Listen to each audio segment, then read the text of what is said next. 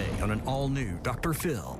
She's a real-life Nurse Jackie. While you were taking care of patients, you were under the influence of drugs. The availability of narcotics, it was like a kid in the candy store. You're state hopping to stay one step ahead of the nursing board. She claims her husband's an alcoholic. I don't have an alcohol problem. I have an abusive wife problem. You're here because the relationship is toxic. You're here because she's an addict. Correct. I got to babysit her every freaking day. I would like to save my marriage. You're talking about save my marriage? I'm interested in saving your life. Let's do it. Have a good show, everybody. Here we go. This is a safe place to talk about hard things. Stand by. We'll count you down. Today's going to be a changing day in your life. 5, 4. I am not giving up on you.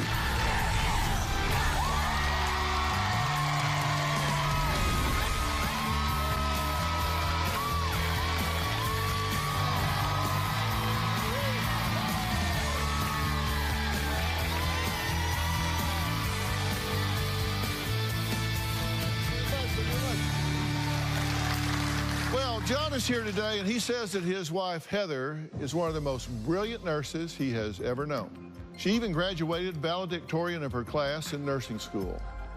But after Heather suffered from extreme back pain, she admits she turned into a real-life Nurse Jackie and began to take pain meds, eventually stealing them from her job at the hospital.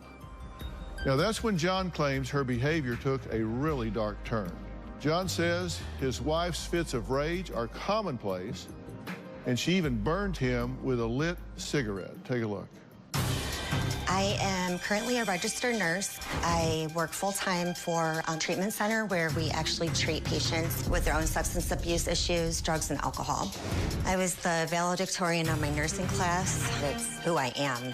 Heather's abuse so far has taken her to the point where she will take morphine and Dilaudid and inject them straight into her veins. I take Vicodin, Percocet, Oxycontin, oxymorphine, Morphone, benzodiazepines, Soma. The crazy thing is, from Heather's perspective, because she's a nurse, she thinks she has it completely under control.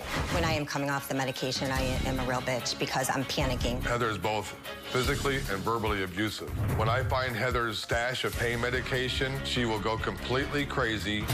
A few weeks ago, we got into a huge argument. She came after me and burnt me on my arm with a lit cigarette. I do not call you names on a daily basis. I don't physically attack you. I don't verbally attack you. Unless you're drunk.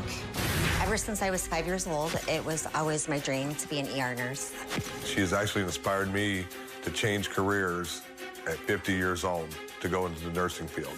I am currently in the middle of an investigation. I could very likely lose my license because I had taken a lot of narcotics.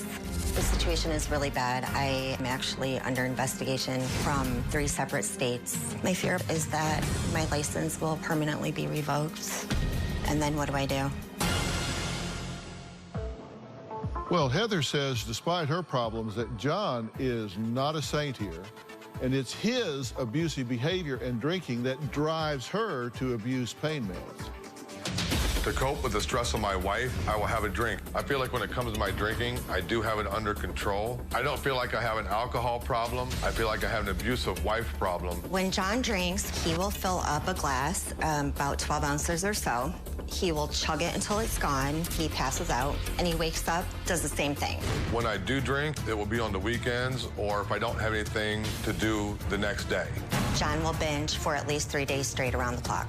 Gallons of whiskey. Not gallons and gallons. Like that? That's a half a gallon. Okay, fine. Heather makes me out to be some kind of monster, but I'm not. I caught him drinking, and he was mad, and he pushed me into a wall. I hit my head, and then I fell, and I hit the dresser, and I ended up with a huge bruise. John is a hardcore alcoholic. He's so drunk he can't even focus. I don't know what to do to get John to understand that his drinking is causing me to do what I do. Okay, I'm curious about why you think you're here. Is it to get him help for his drinking and abuse, or is it to get help for your abuse of drugs? Dr. Phil, so far our relationship is so extremely toxic. I'm I'm so tired of getting thrown underneath the bus. Yeah, but you're the one who throws me under the bus to all of our friends, not me just I don't throw you under the bus. I've kept this pretty much a secret from everybody. You know, we're here because you have a problem. You have a daily problem. I have a problem once every 4, 6, 8 weeks when I do go on a binge drinking issue because I am tired of being a babysitter every freaking day.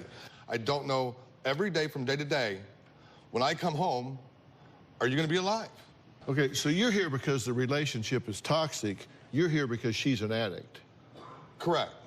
If I was making a training video for like a treatment center and we were going to educate kids in school or whatever, and I was going to say, okay, here are all of the explanations, justifications, excuses that people give when they're addicts.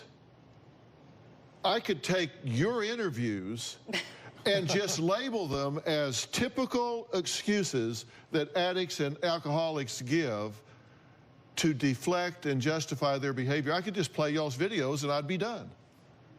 Yeah. And I agree with that. I mean, there's absolutely there's absolutely no doubt that I use her for an excuse, and she makes a damn good one.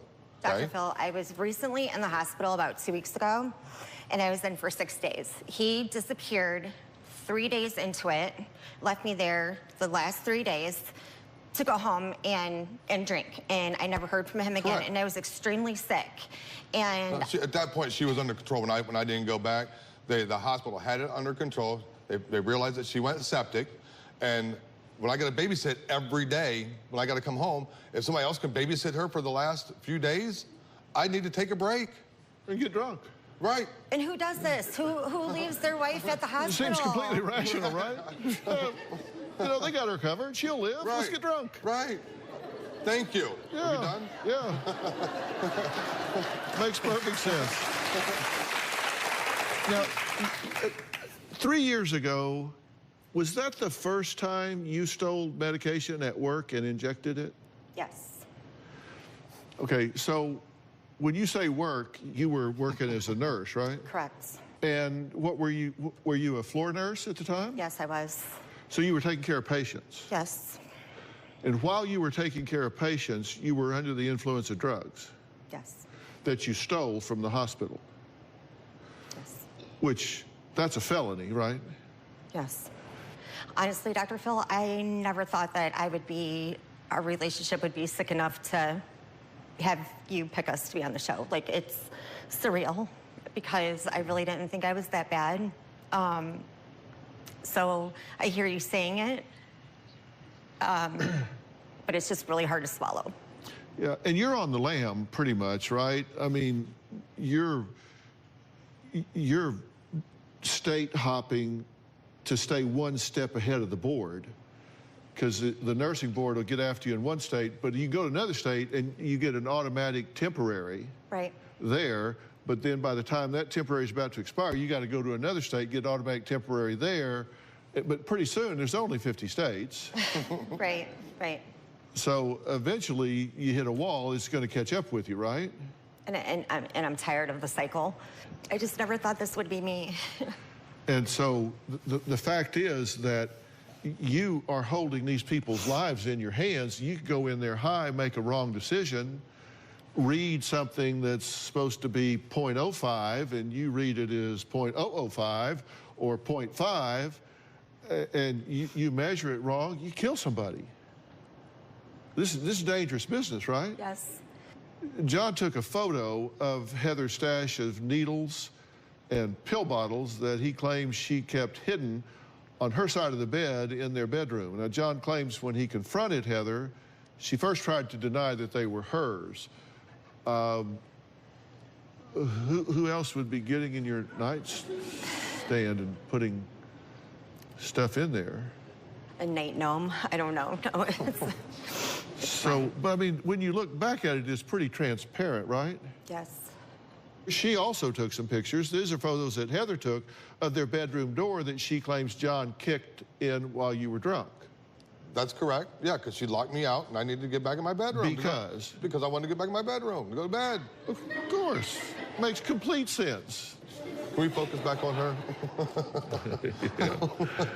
Yeah. So how does Heather steal drugs from the hospital? We're going to talk about that. We'll be right back.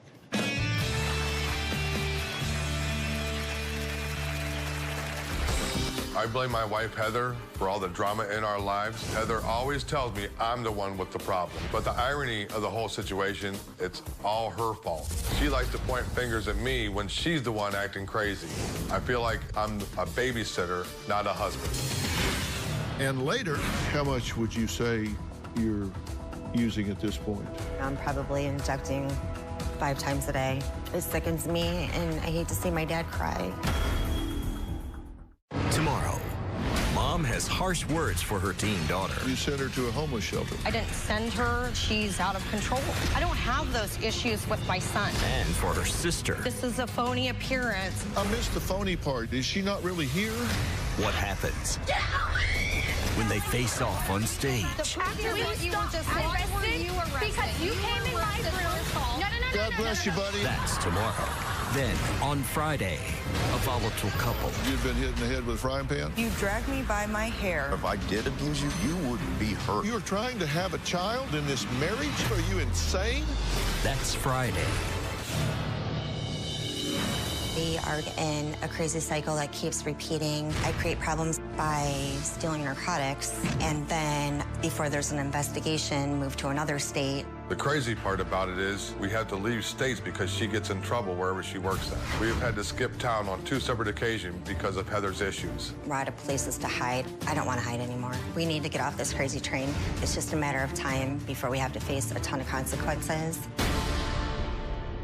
Well, registered nurse Heather says that her husband of 9 years, John, has no right to blame her for abusing pain meds when she has to deal with his drunken episodes. You're saying, I do this because of him.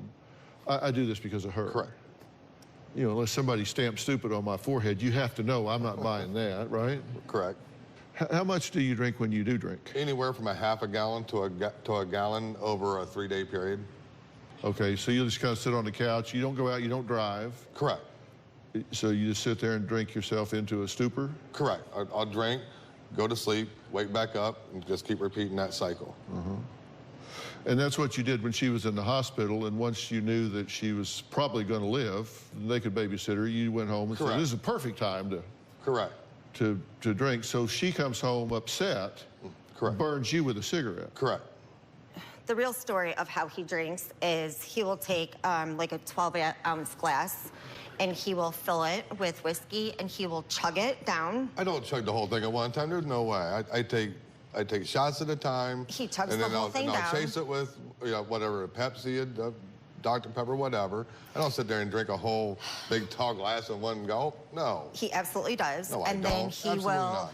And then Absolutely. he will. Nobody can.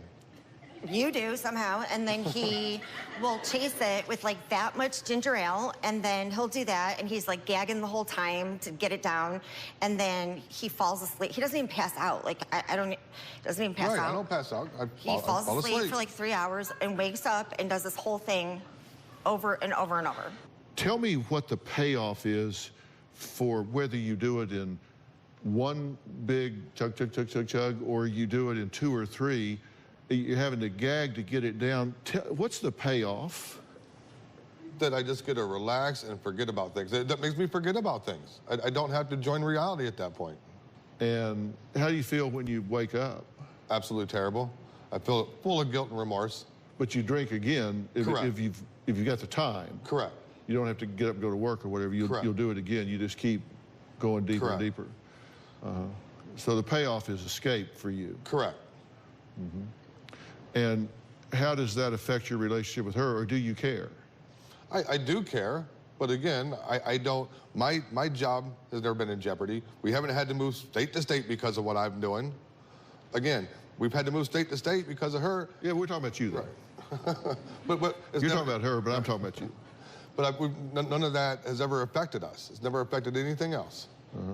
It seems to me like it's affecting you. Well, she just doesn't like it because she'll point it out to everybody feels else. like you abandoned her in the hospital. She came home, burned you with a cigarette, so it is affecting something. You know, and I see how she feels that way, but that's not the way I see it. I'm sorry, I just don't. Well, but you were drunk, so how would you see it? Because I was there for the first 3 days. That's not the first time that she's ever been in the hospital. It's not the first time that she's ever been sick. Now, where'd y'all meet? He was a friend of my dad's. Where? In Ohio. And wasn't this at an AA meeting? Yeah, he was in the program. Your dad was his sponsor? Correct. And roommate. We were roommates. And roommate. Mm-hmm. And you had problems back then, right? Back then. And you had problems then because you were... Correct. Yeah. Did it seem like a good idea to y'all to hook up with another addict, alcoholic type? And did it seem like maybe that was a best choice? That's the age-old debate in the program. Do you date somebody in the program that understands fully why you have to go to so many meetings a week and go to certain functions and do things? Well, I'm just asking you. Yeah, I think it is a good... It can go either way, I suppose, because I know people who have been happily married in the program for years and years, and I know people who have married outside the program, been married for years and years. Based on results, how has it worked out for you? To this point, not very well. The first 4 years were great. What would you say? It was a good idea, bad idea? You know, we followed the advice about waiting to have at least a year's sobriety before getting together. We definitely did those things. In our case, it is not working. Well, Heather claims John has ruined her relationship with her son. Now, her son is here, and he actually has a lot to say. Heather's father is also here and says he's tired of watching his daughter self-destruct. So we're going to add into this conversation next. Because of my mom's addiction issues, I wasn't able to live with my mom until I was 13 years old. John hated me, and my mom didn't ever take my side. For the past 10 years, I've seen my daughter destructive path that she has been on. For my daughter, Heather, there's no doubt that I'm going to get that call one day that she's overdosed. And later... I have no help, and it seems like nobody wants to care. She has to babysit you with your alcohol issue. Not on a daily basis. Because honest, you guys shouldn't have to babysit each other at all. You guys are supposed to be the mature ones in this situation. I have a son from a previous relationship. Cameron is now 18 years old. Cameron lived with John and I for 3 years. I feel like my husband had a huge part in ruining the relationship with my son. If Heather thinks that I ruined her relationship with her son, she needs to take a look at herself. John would call my son manipulative. He would call him a sociopath. From my point of view, I had nothing to do with ruining their relationship. I feel like I eventually started to become resentful towards my son, with John always whispering into my ear what a horrible person he was. It made me definitely more distant. Now, John claims he did his best to bond with his 18-year-old stepson, Cameron, who he claims has been trying to manipulate his wife, Heather, against him. Now, Cameron admits he does not understand why his mother continues to stay in what he describes as an abusive relationship. The best way for me to describe my mom and John's relationship is simply toxic. Because of my mom's addiction issues, I wasn't able to live with my mom until I was 13 years old. My house was chaotic. My mom was taking pain medication, and my stepfather was also drinking. I feel like I tried to bond with Cameron on many occasions, but he wanted nothing to do with it. He still doesn't want to take any personal responsibility for himself. It's still always somebody else's fault. John hated me, and my mom didn't ever take my side. Once when I was 14, they were fighting, and it got so bad that I could not take it anymore, and I ran out of my room and I grabbed a knife, and I told her that I was about to stab him because of the things that he did. I eventually told them that I can leave if I wanted to. Cameron basically refused to follow the rules. I said, I will take you to the Greyhound bus station, and I did. Since Cameron has moved out of our home, he has moved from place to place. He has burned every bridge. I believe that my mom should get away from John. My fear is that my mom is never going to change. I've come to terms with the fact that she may just die soon. Well, Cameron is not the only person with concerns. Let's hear what Heather's father has to say about this situation that he calls a train wreck. For the past 10 years, I've seen my daughter destructive path that she has been on. When I think about what's going on, there's many a times where I just start to cry. It's disorganized chaos, a train wreck. There's no doubt in my mind that John is drinking. I don't think there's any parent out there who wants to admit this. My daughter Heather's an addict. I went through the chaos my daughter and son-in-law John are experiencing. And 22 years ago when I stopped drinking, I was sick and tired of being sick and tired. And that's what they have to be. What really makes my heart hurt, physically hurt, is my grandson, Cameron. My grandson has never really had a chance. My daughter, Heather, never was a good mother. But I don't think she really knows deep down inside the damage that she has caused. He's been caught in this toxic relationship between John and Heather. He was robbed of a childhood. For my daughter, Heather, there's no doubt that I'm going to get that call one day that she's overdosed. It's my hope that Dr. Phil can pinpoint the problem. This is the last chance they have. There's no more chances. Well, thank both of you for joining this, and I know both of you are here because you care about what's going on. What's your biggest fear here? Every time my phone rings and her picture shows up, it's that phone call that every parent dreads, that it's going to be an OD call. There's no doubt in my mind. You got to stop. She has the belief that because she has training in nursing, that she believes that she can stay on the safe side of things and that she can play this game and be on the safe side. She's convinced herself that she's the exception to the rule. I think right? Yes. What's your greatest concern here? I mean, honestly, it's the same thing. Like, I've had a lot of dreams about her passing away, and because of the fact that she doesn't communicate with me or with really anybody, you know, I'm not gonna know when that happens. My grandmother had to tell me about what was going on with her when she was in the hospital most recently, because she didn't make the call herself to tell me that she was in the hospital. But you could have picked up the phone and called at any time also. Oh, I could have, but you know, the right. situation is that we don't have a relationship. And, you know, just things like this with you trying to cause it to seem like it's on everybody else is part of the issue. Because, you know, I've come to accept that you guys are just going to be the toxic people that you are. You are the most toxic person in her life. In the middle of this relationship. You're the most toxic person in her life, no matter what you say.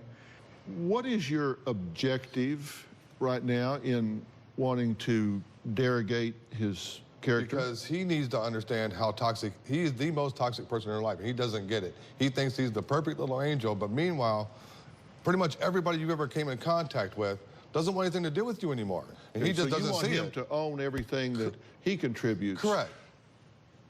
Like you do. Right.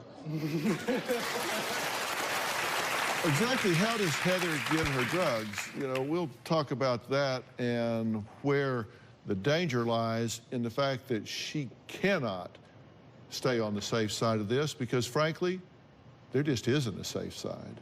We'll be right back. In order for me to get the pain medication that I abuse, I have to resort to friends that I know who take my drug of choice, and what we'll do is trade those almost like we're trading baseball cards. I admit that I abuse these drugs on a daily basis. What I do now, a lot of times I'll have to go through a whole chemical process of getting the shells off, crushing them down. I inject the medication to get that high. Here's an injection site that was recently infected. I use wherever I can reach, so all of those track marks are from injecting. Since I'm a registered nurse, I know at what point an overdose would be possible. That's part of the reason why I've never tried heroin. I don't know where that line is with that. When I get up to go to the bathroom at night, I literally can't fall back to sleep until I see you breathe or move. I know what my tolerance is. I just don't understand how you can be so arrogant. In order for me to get the pain medication that I abuse, some of it is still written for me as a script. I run out of it so quickly that I have to resort to friends that I know who take my drug of choice, and what we'll do is trade those almost like we're trading baseball cards. I've been a nurse in a hospital in the ER. The availability of narcotics, it was like a kid in the candy store. I had so much access, it was unreal. Over the years, I have probably taken so many narcotics, so many that I've honestly lost track. I have considered using heroin. At one point, I drove into a neighborhood that's known for their drug sales. I even approached somebody on the street, and he didn't know where to get it. I'm grateful because had I been able to get it that day, I would have used it. You're not in any denial about the fact that you are completely dependent. Correct. And how much would you say you're using at this point? Depending on what the medication is, or I don't know, I'm probably injecting 5 times a day, just depending on the medication, what's available. Mm-hmm. It's an all-day long cycle, getting it, reconstituting it, trying to find a vein. It sickens me, and I hate to see my dad cry. But you never call me either, Dad. You never call me to see if I'm okay. Neither do you. And how do you think that makes me feel, too? I'm the one that's got to be babysitting her. I have no help, and it seems like nobody wants to care. Nobody cares. She has to babysit you with your alcohol issue. Not on a daily basis. Because honestly, it doesn't matter when the basis is. You guys shouldn't have to babysit each other at all. You guys are adults. You guys are supposed to be the mature ones in this situation. This started as a prescription issue with you, and you became addicted to the prescription medications. And there is truly an epidemic that you're caught up in the midst of. And Robin and I were just on Capitol Hill testifying about this opioid crisis at this point. And, you know, Robin, I think you were making the comment that if the prescription is filled even one time, what the likelihood of addiction at 1 year is like 1 in 3, is it? They can refill that prescription one time and become addicted to it. So you were on a very slippery slope at this point. And it's obviously clouded your judgment because you're not being a very good thief. In West Virginia, the complaint against you states that there were diversions of 15 vials and then 2 vials of morphine from July 2017 to August 2nd of 2017. So, I mean, this stuff is tracked, it's recorded, and so it's not like you're getting away with it. So you know at the time it's going to be found out. But at that time, I'm so desperate that I don't think about it. I put it in the back of my mind and just try not to get sick. So is it possible for Heather and John to stay together and not be dysfunctional? Well, we're going to get to the bottom of this when we come back. Tomorrow on an all-new Dr. Phil, Mom faces off with her daughter. She's out of control. And her sister. This is a phony appearance. I missed the phony part. Is she not really here? That's tomorrow. Everybody in this family, including myself, are playing games. Cameron's biggest game is he likes to manipulate to get exactly what he wants. When it comes to my parents, I don't believe that I can trust either of them because they've stolen money from me. When it comes to Heather, she'll play the blame game to me to take the spotlight off of her. Cameron's game is he is trying to break up my marriage with John. When it comes to John, I really don't know what his game is, but it is destructive and it's destroying our marriage. I don't play games. I want those 3 to be as happy, joyful, and free as I am today in my life. Heather, what do you want to do here? I would like to save my marriage if it's something that you think is salvageable. You're talking about, do I save my marriage? Do I not save my marriage? That doesn't even make the short list with me. I'm interested in saving your life. Yes. Look, there are some steps that you need to take. And the first one is you need to declare yourself as an impaired professional. You need to get legal representation. You need to not run from the board. You need to run to the board. You need to declare yourself as an impaired professional. These people understand disease. You're not a bad person. You have a disease here. And what you're doing is complicating the situation by failing to use the avenues that are available to you. So you need to stop running from the board, run to the board, declare yourself such, and show good faith that you are in serious treatment to get this under control. Quit blaming this guy, quit blaming anything else, own your situation and get better. Meet these folks down here. Joining us is a program director, Melissa Elkin, and psychiatrist Dr. Edward Barrios. And this is a premium treatment center called the Brain Spa. They understand your situation, they understand your circumstance, and they understand that your life is in danger. And I've asked them to partner with me in coming up with a plan to help you not only deal with your board, but deal with this life-threatening disorder that you have to try and get this situation under control. You need people in your corner advocating for you to save your life as well as your career, and these are the people that are here that are willing to do it. What I'm hearing, Heather, is that you feel like you're on autopilot, but really what I'm seeing is that your brain's been hijacked by the opioids, and we want to help you find a way to kind of reprogram your brain and understand that it's not your fault. Your body is under dependency. There are ways. We have some great new techniques that are backed by Dr. Frank Lawless, the BOD, some biofeedback, some different ways of treating you as an opioid person who's dependent, whose body has become, under the insult of opiates. And we really want to help you heal so that you can go back to your family and your profession as well. So I'm offering you the opportunity to do this, but you have to be willing to immerse yourself in this. And again, that gives you opportunity to then say to the board, look, I've committed myself to this. I acknowledge my problem, I'm cleaning this up, and I'm showing you this, I'm demonstrating this to you, so you can see that I've acknowledged this and what I'm doing. You guys agree with what I'm saying? Definitely. Yeah. Makes sense to you? Absolutely. So, this is what I'm telling you. Are you willing to do this? Yeah, yes, absolutely. Think about what he's saying, Heather. You don't have any more chances. I'm not going to get that phone call. And you mentioned earlier that I don't call you. I'm taking ownership of that, okay? You're right. But you notice how I used to call you? It came to a period where I couldn't do it anymore. And I would tell Kim that I can't. And then and that's why I backed off a little bit. And when you moved back home to us, I knew that there was a chance. And then all of a sudden you show up at my house on a freaking Saturday saying that you're moving on Monday. That ripped my heart out. But I knew you were running. And as a parent, I have to step back. I can't do anymore. I just couldn't do it. And I had to, it was a hard. That was a destructive plan. There's a constructive plan now, and you're willing to step up and be a part of this, right? I've always have, yes. Yes. All right. What I need to say to John next.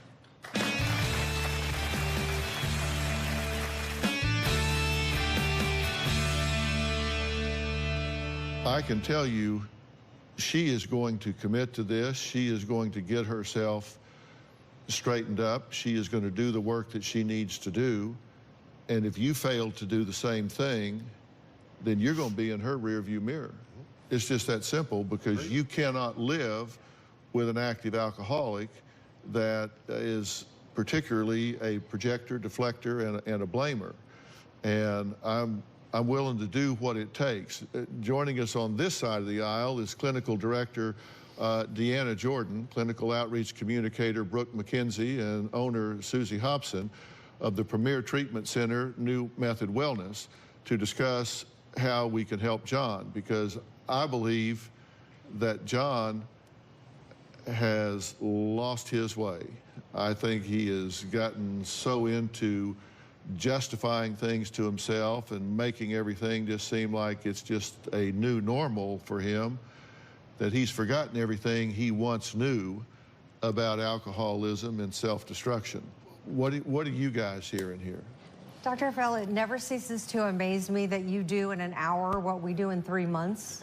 Like, we have to work with people, and you just have such a great way of doing that. John, I don't know if you are willing to completely surrender and know stop blaming everybody else. I mean, are you willing to take that on? Yes. That your life is completely unmanageable? Definitely. Yes. Because that's going to be the first step for you. The first step for you has got to be that it's nobody else's fault. So will you sit down with these people and talk to them? Will you sit down with these people and Yes. talk, and let's make a plan that everybody can be excited about? Fair enough? Yes. Now, in this, he has to be part of the plan because this is believe me, he's part of the plan. This is a family dynamic. These are the squeaky wheels, but this is a family dynamic. And this young man deserves the opportunity to be involved in this. He has been there for the hell. He needs to be there for the healing. Yes. And you're going to be a big part of this whole thing. Fair enough? Thank you. All right. Coming up, we're going to switch gears and talk to a really good personal friend of mine who has a powerful message right after the break.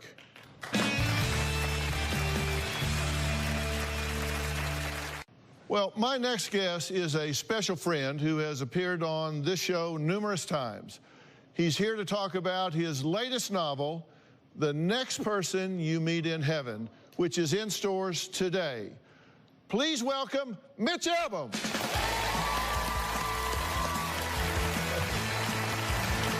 What do you say, man? How you doing? Good, how you doing? Good to see you. Thanks for having me on. All right, how are you? I'm good. Well, you've been busy.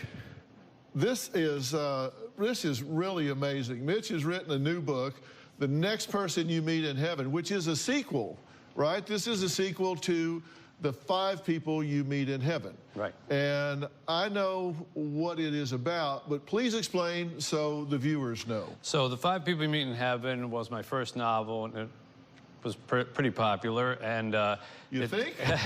It concerned an old man named Eddie who dies trying to save a little girl from an accident in an amusement park. And he goes to push her out of the way, and this cart lands on him, and he dies not knowing if he saved her. He goes to heaven, and he finds out that the first stage of heaven is actually you meet 5 people from your life who you may remember or you may not remember, and each one of them sort of shows you a moment that you changed them forever and they changed you forever. And he keeps asking, did I save the little girl? Was my life a big waste? And at the end, he gets to find out that this life that he thought was a big nothing actually touched all kinds of people in all kinds of ways, which is what I believe about all of our lives. Right, and John Voight played Eddie in the movie yeah, that was made, yeah, and which was also a huge success. How much was this current book influenced by the last 15 years of your life? Well, quite a bit. I mean, ever since that book, I lost my mom, I lost my dad, and I lost a little girl that we raised as our daughter, one of our orphans from an orphanage I operate in Haiti. And so heaven was kind of on my mind. That's Chica right there. Right. And so I thought, well, this is a good time to revisit this. And people have been asking me ever since The 5 People You Meet in Heaven came out, what happened to the little girl? Okay, we know Eddie went to heaven. What happened to this little girl that he saved? So I thought this might be a good time to revisit it. Yeah. And we've been looking at pictures behind you there of Chica. Tell us a little bit about Chica. I operate an orphanage in Haiti. I'm there every month. We have 47 kids. Chica was one of our kids.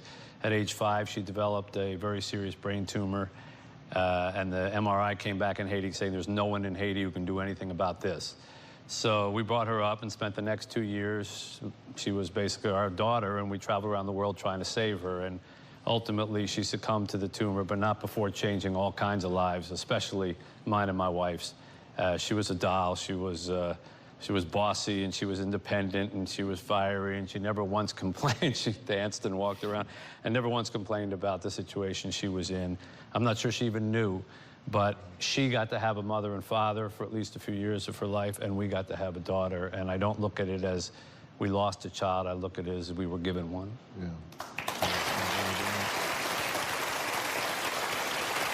Now, in both books, the main characters are taught lessons by children. We always say out of the mouths of babes, but talk about how and why you use that device. Well, I think children probably teach us more about ourselves than anything. In this particular book, not surprisingly, after you've heard what I've just said, Annie, who grows up, in this book, the little girl grows up, she gets married, and on the morning after her wedding, she's in a balloon, one of those balloon rides at sunrise, and something goes terribly wrong. and she dies trying to save her new husband. She goes to heaven and meets 5 people, one of whom is Eddie from the past. But along the way, she lost a child when she was younger, as we did, and she finds out what happened to that child. And I think anyone who's lost a child always wonders, are they in heaven? Will we see them again? Can we talk to them again? I remember Chica, one time when she couldn't walk anymore towards the end, we were sitting and we were coloring, and I looked at my watch and said, oh my God, I've got to go. And she said, no, you have to stay here and color. And, you know, I was carrying her from place to place at that time. And she said, no, Chica, I said, I got to go. It's my work. And she said, well, I have to play. And I said, I know, but this is my job. And she said, no, it isn't. Your job is carrying me. And, of course, like you say, out of the mouths of babes, that is our job. Exactly. Really, that's our job, to take care of children and those who can't take care of themselves. People cannot read this book or any of the others, but certainly the next person you meet in heaven, and not come away with any other reaction than feeling good and reevaluating what they focus on and what their priorities are in life. We go through life with all these questions. Eddie went through life saying, I don't matter, nothing matters, I'm a nobody. Annie goes through life thinking, I keep making mistakes, I keep making mistakes. If heaven is really the blessed place that we all believe that it is, then it seems to me when we get there, one of the things that's going to happen is we're going to get everything explained to us. You might have thought that wasn't working out, but here's the reason. You might have thought you didn't do anything there, but look at all these different people you touched. And I would think that that would be a pretty good way to begin heaven. Yeah. That's why I imagined it that way. Yeah, exactly. A special surprise for our audience. You're all going home with a copy of Mitch's book, The Next Person That You Meet in Heaven. Now, the book is available, and it's on sale in bookstores today. So if you're not in the audience, you didn't get one, so you need to go out and get one. I promise you will be glad you did. I want to thank all of my guests today, including best-selling author Mitch Albom. We'll see you next time.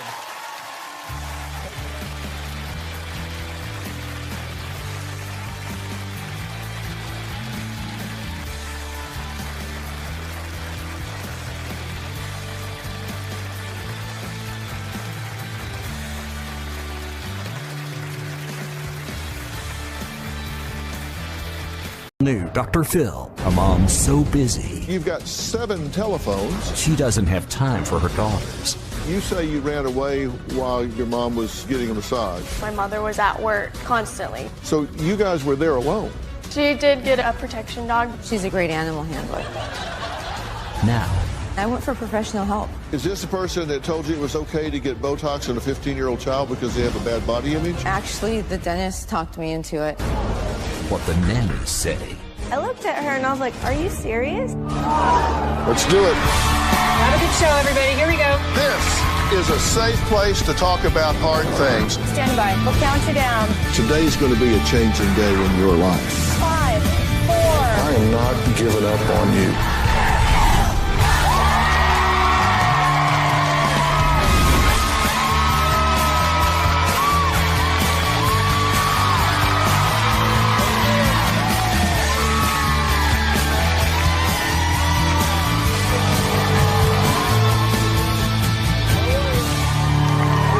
Thank you very much.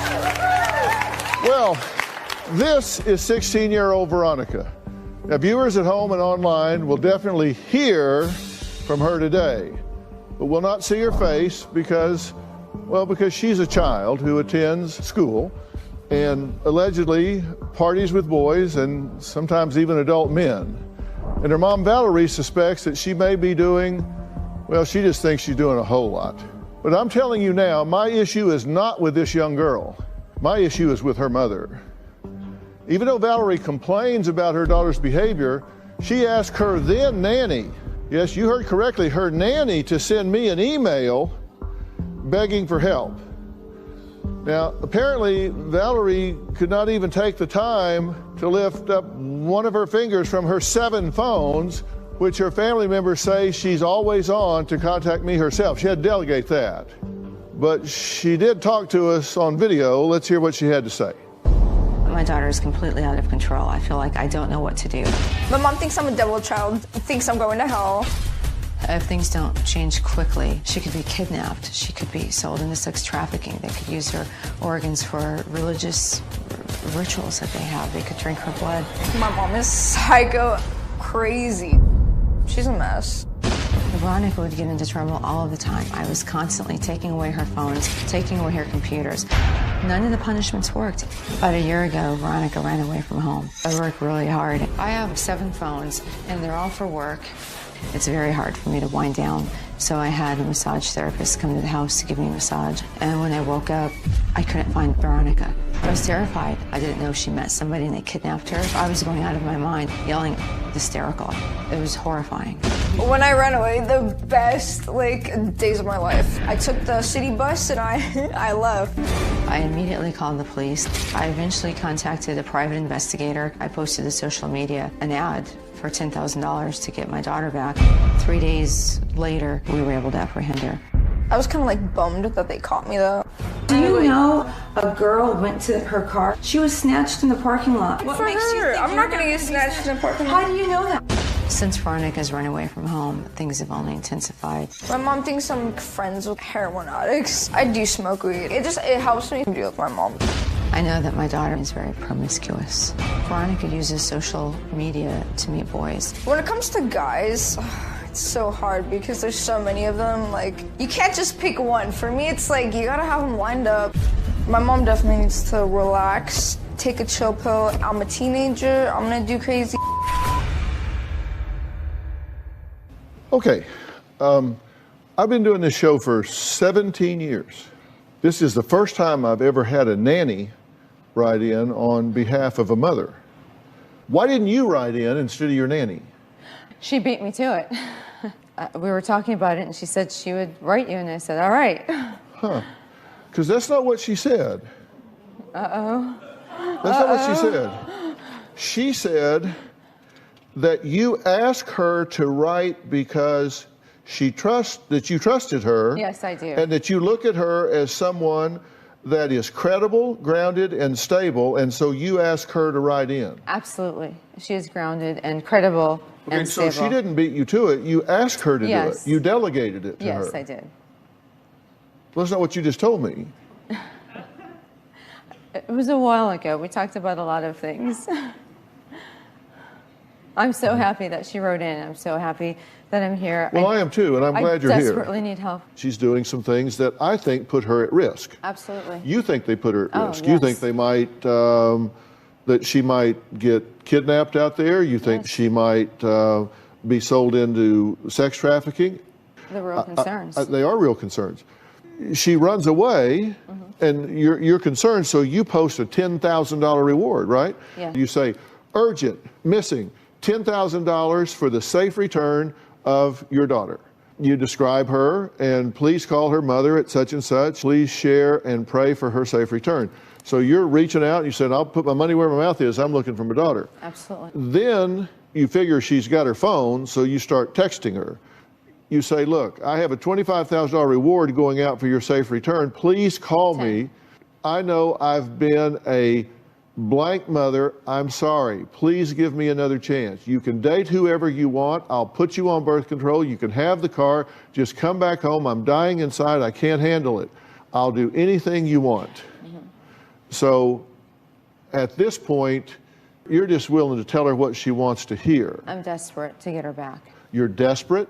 You're concerned. So I'll delegate to my nanny to write in a letter, which seems really odd to me. That's a real, that doesn't fit with the situation. I'm a parent, okay? Dr. Phil, okay, I'm a parent. Robin and I raised 2 boys, so I've been there. You know, I get it. That just doesn't seem to be like the kind of thing you delegate. And so I start thinking, okay, is there a parental bond here? Has somebody else been raising this child?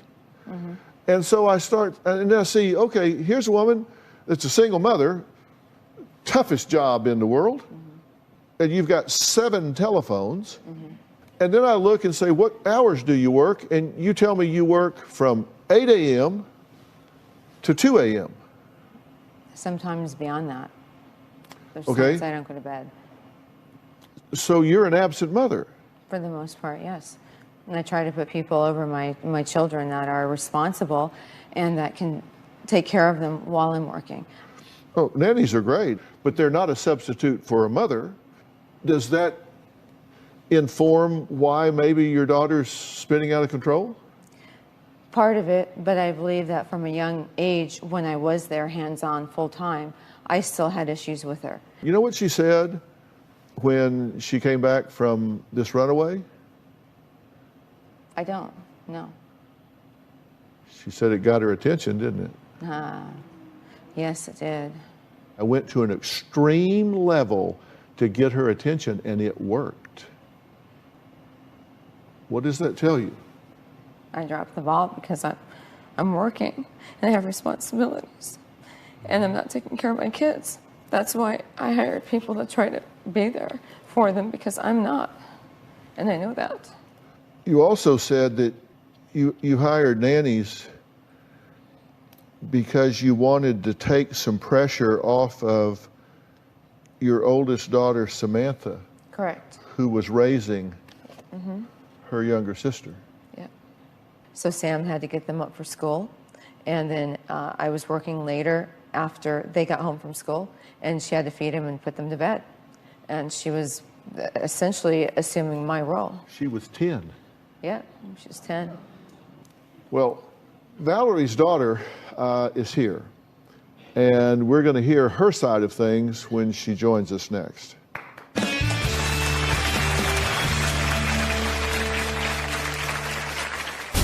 My mom makes me look like an out-of-control teen, which I'm not. She's so old-fashioned. She doesn't accept what, kids do nowadays. She does want to insert herself anywhere she can. When I go out, my friends' names, address, license plate. She's like the FBI. And later, I asked you if you were bribing her. She's 16. Are you taking her and getting Botox and filler treatments? Tomorrow, she's a real-life Nurse Jackie. While you were taking care of patients, you were under the influence of drugs. The availability of narcotics, it was like a kid in the candy store.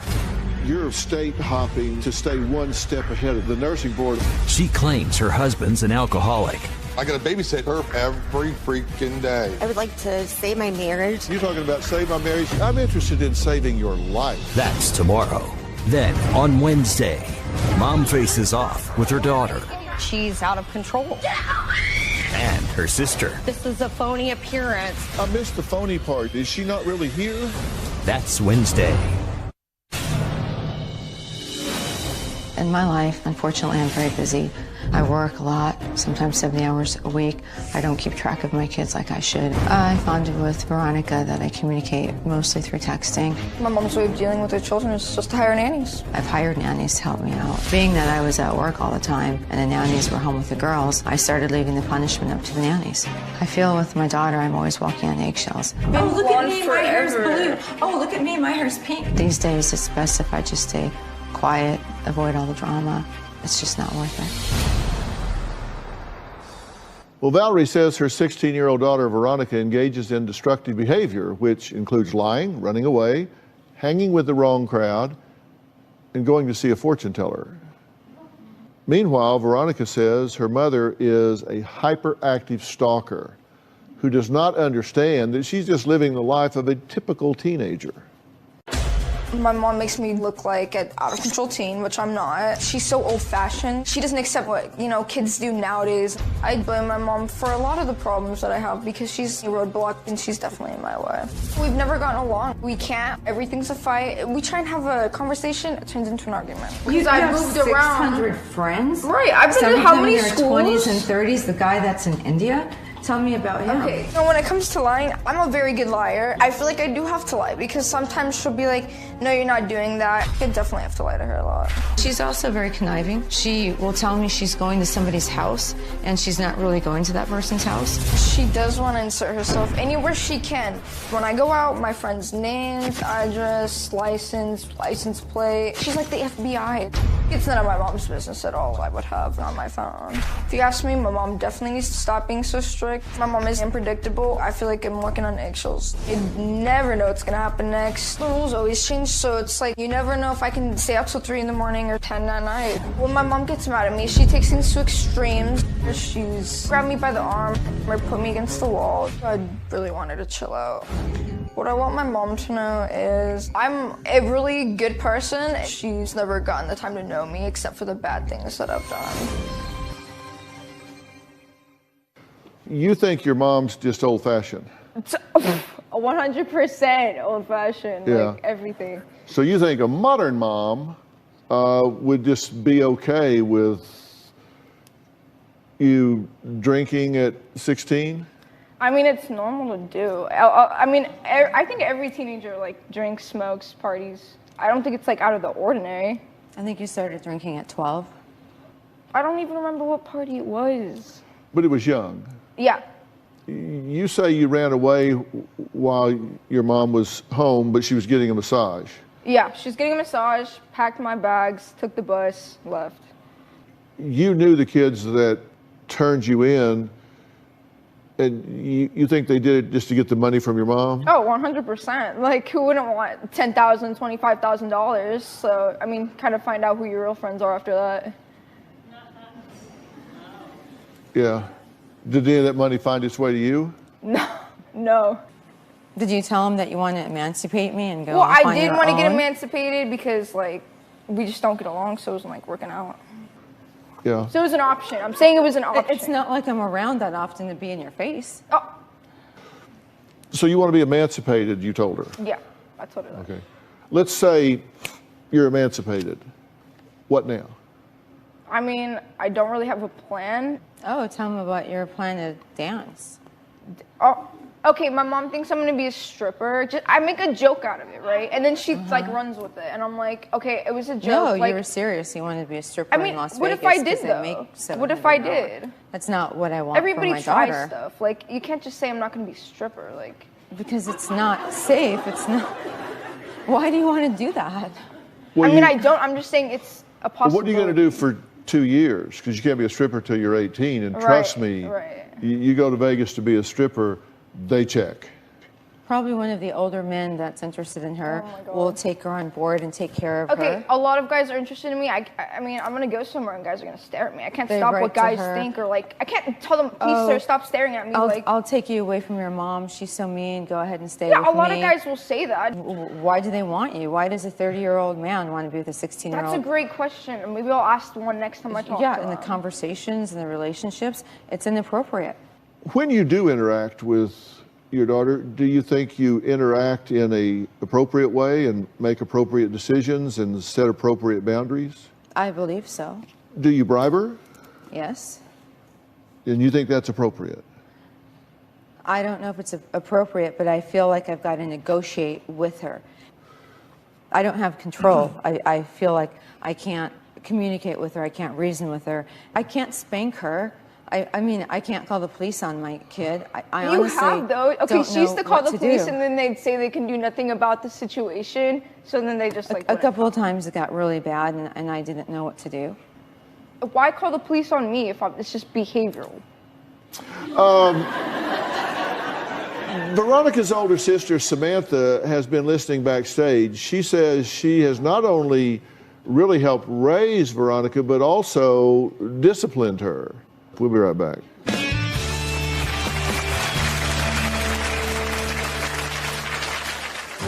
My relationship with Veronica is non-existent. Get out. Dude, I could. Seriously, put it down. I do not approve of the way she is living. She even told me she wants to be a professional stripper. When it comes to my sister, part of the problem may be my own mother. And later, I remember when she asked me to take Veronica and her friends to go get Botox. do you think this is insane? Veronica has an older sister, Samantha. When I think about her, she does make me sick to my stomach. Like, I can't even believe I'm related to her. When I look at my daughter, Samantha, she made life easy compared to Veronica. My sister's in all these beauty pageants and she thinks she's so perfect, but nope. Her being a beauty queen, I feel like she's like the ugliest person on earth. And for her to be beauty queen, I'm like shocked.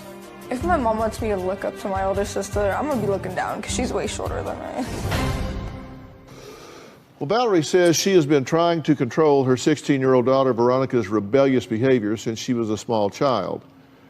But her oldest daughter, Samantha, claims her mother was not strict enough, and in many cases it was she, not her mom, who laid down the law and disciplined her younger sister, said she did it by default. If you ask me, my sister Veronica is a train wreck about to happen. My relationship with Veronica is non-existent. My sister and I don't talk to each other. There's just immense tension. Wait, let me just cut myself. Get out. Dude, I could... Seriously, put it down. When we were growing up, my mom was always busy with work. I was asked to help out around the house. I was 5th grade and Veronica was around the kindergarten. In a lot of ways, I was kind of like a mother to Veronica. I'd make her breakfast, I would make her lunch. After school, I would help her with her homework and get dinner ready. It was my job to make sure she did her chores. Trying to get Veronica to follow the basic rules was a nightmare. As we got older, she was sneaking boys into the house, and I was often the one having to break it up. She resented me back then because I was the one enforcing the rules. Even to this day, my sister Veronica still has a lot of resentment towards me. I do not approve of the way she is living. She even told me she wants to be a professional stripper because they make $8,000 a night. When it comes to my sister, part of the problem may be my own mother. My mom does need a backbone. She needs to make strict rules and stick to them. I'm worried if Veronica doesn't get this turned around now, her options are getting pregnant or ending up behind bars. Well, thank you for being here, and you've been listening to everything so far. Yes, I have. Right. So, at 10 years old, you're actually being the mom. Yeah, 10 years old, I was waking Veronica up for school, getting her ready to go, making breakfast, making sure she had everything she needed, and getting out the door to our ride to school, which would vary day by day just depending on who was able to give us a ride since my mother was at work constantly. So you guys were there alone? She did get a dog, a protection dog, because we were home alone a lot, so that was kind of a security thing for us since we were home unsupervised. She's a great animal handler. Okay. So what is your plan? I don't know. I mean, really, where will you be when you're 18, 20, 25? What We'll do you, hopefully have like a good job. do you think you're at risk with some of the behaviors you're doing? Yes and no. What? Like running away, hanging out with people that I shouldn't. She's 16. Are you taking her and getting Botox and filler treatments on her? At the dentist, she had that done, yes. At 15? She's felt insecure about how she looks, and I wanted her to feel better about herself. She asked me if I would sign off on it, and I did. I've had it done myself. Oh my God. She feels bad about her body image, so you reinforce that by getting her Botox and filler. She's asked me for more. She's asked for breast augmentation and butt lifts and plastic surgery. I won't do that. But also, at the advice of a psychologist that I did go see, and basically said if I didn't capitulate to giving her either a tattoo or a piercing of some sort, that I would lose my daughter. This is paid advice. Is this person that told you it was okay to get Botox and filler on a 15-year-old kid because they have a poor body image? No, actually, the dentist talked me into it. To give a 15-year-old Botox and filler is absolutely idiotic. I believe... You don't do that. Seriously. I'm not... And let me be very clear. Words are important to me. I'm not calling you an idiot. I'm saying that behavior is idiotic. I believe that if there's a problem with her, they're going to fix her. They're professionals. They're doctors. That's why I go there. I'm not seeking out a plastic There is no problem surgeon. with her. I didn't think there was. The only problem with her is how she might be labeling herself. She won't change it. I tell her she's fine. I tell her she's beautiful. I tell her I don't want to change her. And Valerie admits that she is gone most days and nights working and relies on nannies to watch her children. So I decided to talk with her current nanny. We're going to hear what she has to say when we come back, and then I am going to start making some suggestions.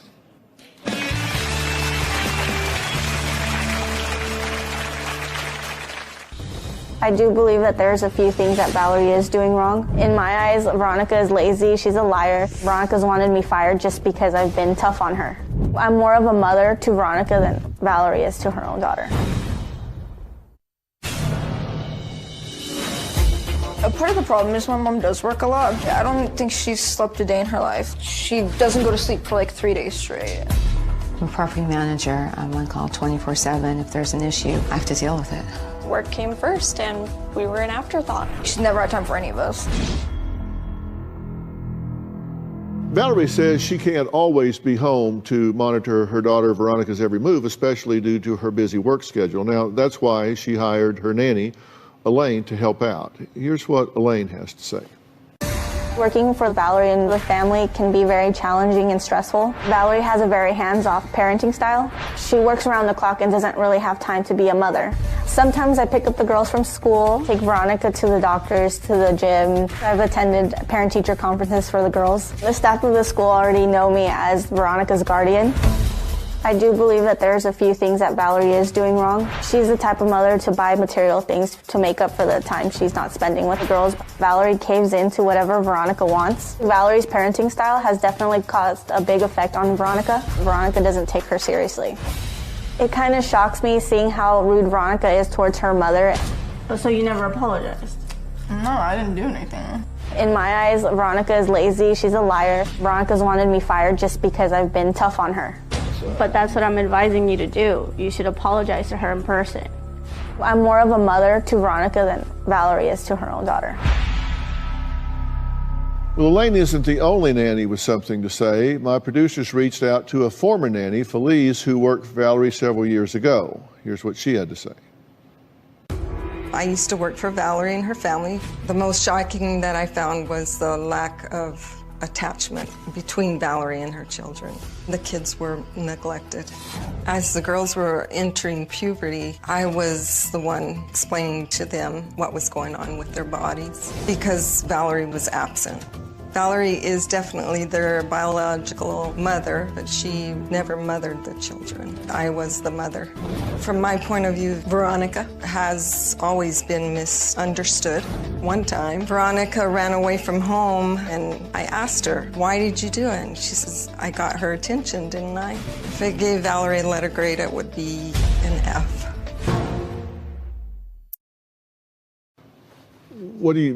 We'll go in reverse order. What do you think about what Felice had to say? She's correct. I just don't know how to be a parent and a breadwinner and a father and, guide them in church and take care of my parents. I don't know how to do all of that by myself. Felice is here, and you're here because you did then and you do now love this child, correct? She's wonderful. I couldn't have done it without her. That's why I had people like her in my life. You think she just checked out? She did. Checked out totally. It's like, oh my gosh, now she's paying me to be the mother, which I was upset with because they needed her, not me. Elaine, you say Valerie has asked you to take Veronica and friends for these Botox treatments and all. When you are in the middle of this, do you think this is insane? Yes, I remember when she asked me to take Veronica and her friends to go get Botox, and I looked at her and I was like, "Are you serious?" And she replied to me and she said, "It's only going to be one time." You want to know what I think? Quit my job. Everybody's telling me just quit my job, live in a cardboard box and take care of them. You can work and make time for your kids. It's not that hard. I know my how single moms to parents do that. do it all the time. Would y'all like to know what I think? Yes. Because apparently you don't. We'll be right back. Tomorrow on an all-new Dr. Phil, a nurse caring for patients while under the influence. I got to babysit her every freaking day. I would like to save my marriage. I'm interested in saving your life. That's tomorrow.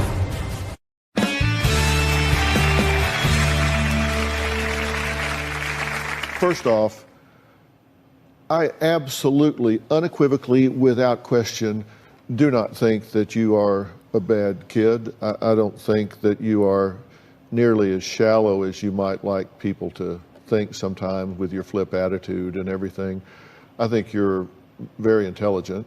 I do too. I agree. And no, I do. I think you're very intelligent, and I think you're probably getting to a point where you're starting to think, you know, I got to start figuring out what I'm going to do, because it's just now a matter of months, you know, probably less than 24 months, which is like tomorrow, before you are going to be on your own, and your standard of living is going to be a function of what you do in this world to have a nice life. Well, it's hard when you have like people saying, oh, you're going to be a stripper, this and that, and like tell you what you're going to kind of be. And it's kind of just like, they're like roadblocks that don't like support me. They just like want to bring me down. Yeah, I tried to put in cosmetology No, it's school. my turn. You've had your turn. Sorry.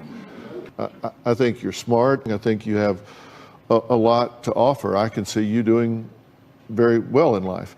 But there's a family dynamic where people get slotted into different roles. I'll show you what they are. There's a golden child, then there's the rebel scapegoat, then there's a lost child. They're often ignored or invisible. They're uncomfortable with others. They have strong attachment to animals. There's no pressure. They just don't make waves. And then there's the class clown. But everybody finds a role somewhere in the family. Okay, now Samantha, she was first on the scene. She took this role, right? She's the goody two-shoes over here. She's the golden child. And so you come along and say, well, okay, I'll be the rebel here.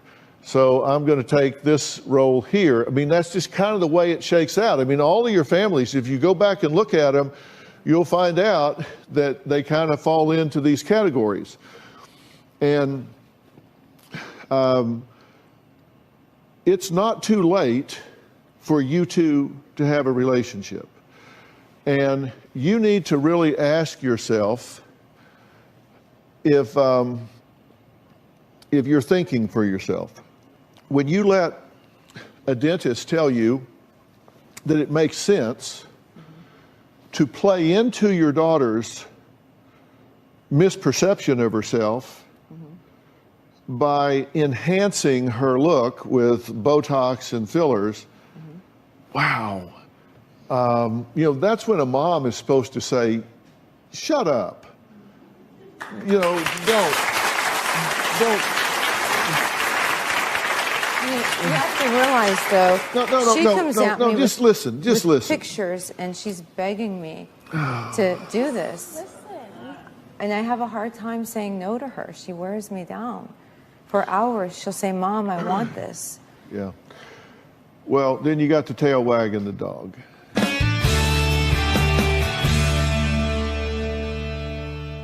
Do you need Dr. Phil's help? Text Phil to 88500 and share your story for a chance to appear on the show. Standard message and data rates may apply. Hey, we are taping season 17 of Dr. Phil. If you're going to be in the Los Angeles area and want to watch a live taping, visit drphil.com and click Be in the Audience. Tickets are free, and I hope to see you soon. Come on, I'm all by myself.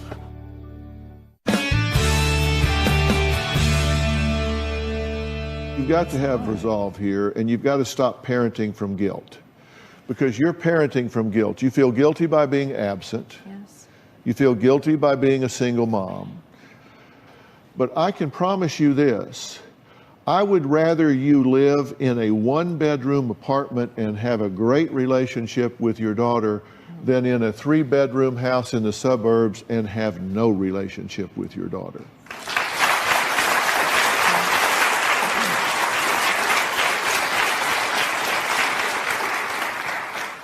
Because she needs you and she misses you, and you are overreacting out of guilt. She wears me down until I'm in tears, and I give in because I feel like I'll be hated if I don't say yes. Well, you just don't give in, and I'm going to get the two of you some professional help so you're not having to do this alone. And I am going to get someone specifically involved here, handpicked, that is going to help your mother moderate and modulate her overreaction in some areas if you're willing to do the same thing, because you are taking some high-risk behaviors, and I don't want anything bad to happen to you. I want you to be safe. I want you to value yourself enough and love yourself enough that you won't be walking down the street at 10 o'clock at night in a dangerous neighborhood. You need to love yourself enough where you say, I'm not putting myself in that situation. I love myself more than that. And if I get some help with this, you'll participate in that, right? Yeah. And if I get you that help, will you do that?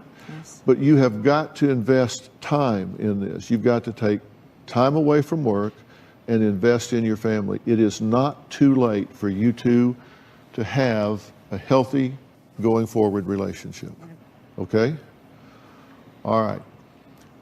Coming up, they met in 6th grade, got married, and planned a bright future. Then tragedy struck. An incredible love story and a miracle of technology you do not want to miss. We're going to talk about that next. Want to know what's coming up on Dr. Phil? Visit our website and subscribe to our email newsletter. You'll get weekly updates, life strategies, and exclusive video that you won't find anywhere else. Plus, on drphil.com, you can see sneak previews of upcoming shows. Log on today. In my opinion, the people in this country who deserve our respect the most are the men and women of our military who put their lives on the line to protect you and me. And for any veteran who has endured catastrophic injuries as a result of their service, they deserve even more than our respect, and that's my goal today. Now, my next guest, Scotty, was deployed to Iraq in October of 2004. Just 6 months later, he was the victim of a suicide bomb attack that left him totally blind. Wow. Tiffany and I first met in 6th grade.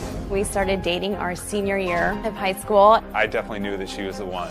We were married in 2003. After graduating from the United States Military Academy, I received orders to deploy to Mosul, Iraq. On April 6th of 2005, I found a suspicious vehicle, and then boom, my world went black. I woke up blind. Depression is something that I fell deep into. It was scary. He was in a dark place. I couldn't see a reason to continue. He didn't want anyone coming in his room. He would even ask, like, why are you here? I realized that I would need to be the hope for him. I remember this little boy knocked on my door in the hospital room. A boy who I had taught Sunday school at West Point.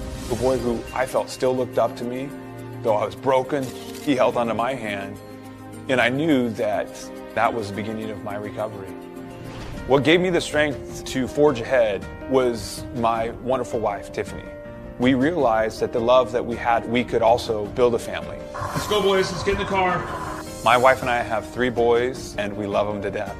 He has such an awesome relationship with those boys. He knows who they are, and they only know a dad who can't see. Hey, this is a hero rock right here. Our love is so much stronger today than ever before, and I know he has my back, and he knows I will always have his back. Well, joining me are Scotty, his wife Tiffany, and Dr. Brian Walensky, who is going to tell us about an amazing device that is provided free to veterans like Scotty, and which has changed Scotty's life as well as the lives of thousands of others who have lost their sight. So thank you all for being here. Oh, thank you. Scotty, first, I just want to thank you for your service and the sacrifice that you have made for our country. Oh, honor and pleasure. Thank you so much. Once you recovered enough to return home, what was the hardest part of adjusting to your new life? I was such an active person, and I did not know how I would continue to live that same life. And it wasn't until I really understood what importance forgiveness meant, and that's what gave me hope and truly a purpose to live for. Tiffany, I also want to thank you because the families of veterans deserve just as much respect. How did you handle your new life with Scotty with all the changes? But it was also a very dark time for me as well. And I just walked into his room every day and spoke truth and hope and life into him and knew that this would be a catastrophic situation that he would overcome. Yeah. Well, Scotty and Tiffany started a family which grew with their 3 young sons, and you'd think some of the joys of parenthood would be lost for Scotty. Now, Dr. Walensky, you specialize in low vision optometry and consult with the company Orcam that has developed a device that allows visually impaired and blind people to read. Is that right? Yes, the device is called Orcam MyEye, and it's the world's most advanced wearable artificial vision device. It's about the size of your finger, and it attaches to most any eyeglasses. The device will read any text that's in front of you aloud. For thousands of Americans and even more individuals worldwide who are blind or visually impaired, this has truly been a life changer. Scotty, I understand that you use your MyEye to read to your boys, so why don't you show us exactly how this works? So I am very excited to bring out your 9-year-old son, Graham. What do you say, Graham? How are you, buddy? Good. We'll let you stand right here. Have you heard of a poem, My Shadow? No. Let's see what it says. My shadow. I have a little shadow that goes in and out with me. And what can be the use of him is more than I can see. He is very, very like me from the heels up to the head. And I see him jump before me when I jump into my bed. You like it? Thank you, buddy. Yeah, Graham, thank you so much. Now, I understand that Orcam MyEye can also recognize faces. Doc, how does that work? Yes, it recognizes the people in your lives, giving the wearer a greater sense of control. So, Dr. Phil, we actually have a temporary picture of you in a device, and we'd like Scotty to identify you. All right, now in order to pick me out of a group, we've chosen a couple of members of our audience to come up. So Danielle and Lauren, join me on stage.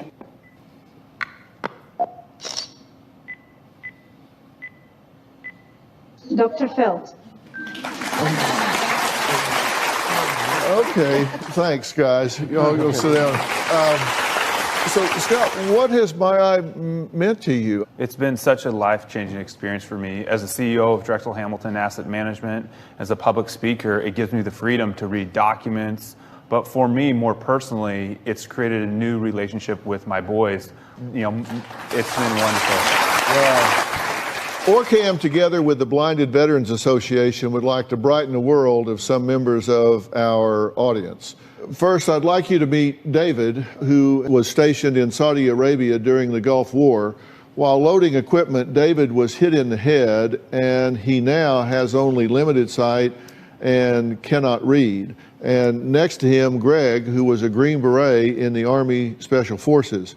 In 2011, Greg was shot in an ambush but recovered. Then in 2012, he had a parachute accident causing a stroke. The combined incidences left Greg with no vision in his left eye and just minimal vision in his right eye. Now, gentlemen, you've heard how the MyEye has changed Scotty's life. Well, Orcam and the Blinded Veterans Association hope it does the same for you. So each are getting a MyEye device and a lifetime BVA membership. Wow. Thank you. Thank you. Orcam MyEye is fully funded through the Department of Veteran Affairs eye clinics and is free to qualifying veterans.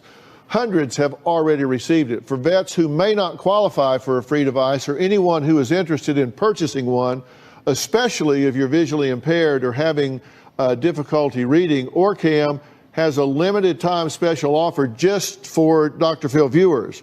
For the next 3 days, you can save $400 by going to Orcam.com and entering the code Dr. Phil. So Scotty and Tiffany, thank you so much for sharing your story. I just can't even begin to tell you. And David and Greg, thank you guys so much for your service. I just really want to thank you for that. And a special thanks to Dr. Walensky for being here. Doctor, thank you so much. And we'll see you next time. And with Orcam, you'll see me next time. So, Scotty, thank you so much. All right.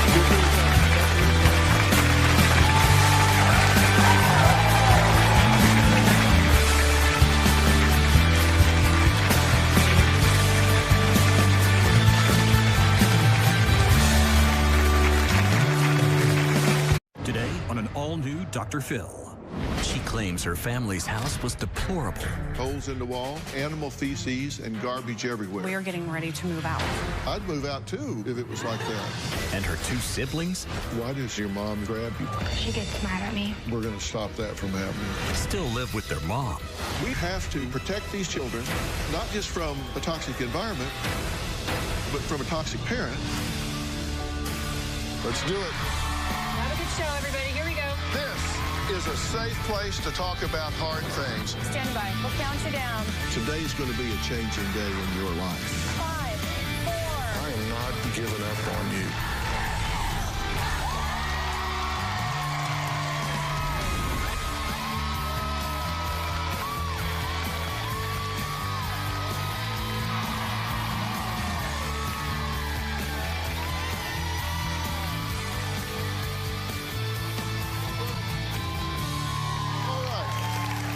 Yesterday, we met 20-year-old Taylor and her mother, Susan. Now, Taylor claims her mother is a psychotic liar who's living in deplorable conditions in a house filled with filth, fleas, mold, bed bugs, and animal feces with her younger siblings, who Susan is holding hostage.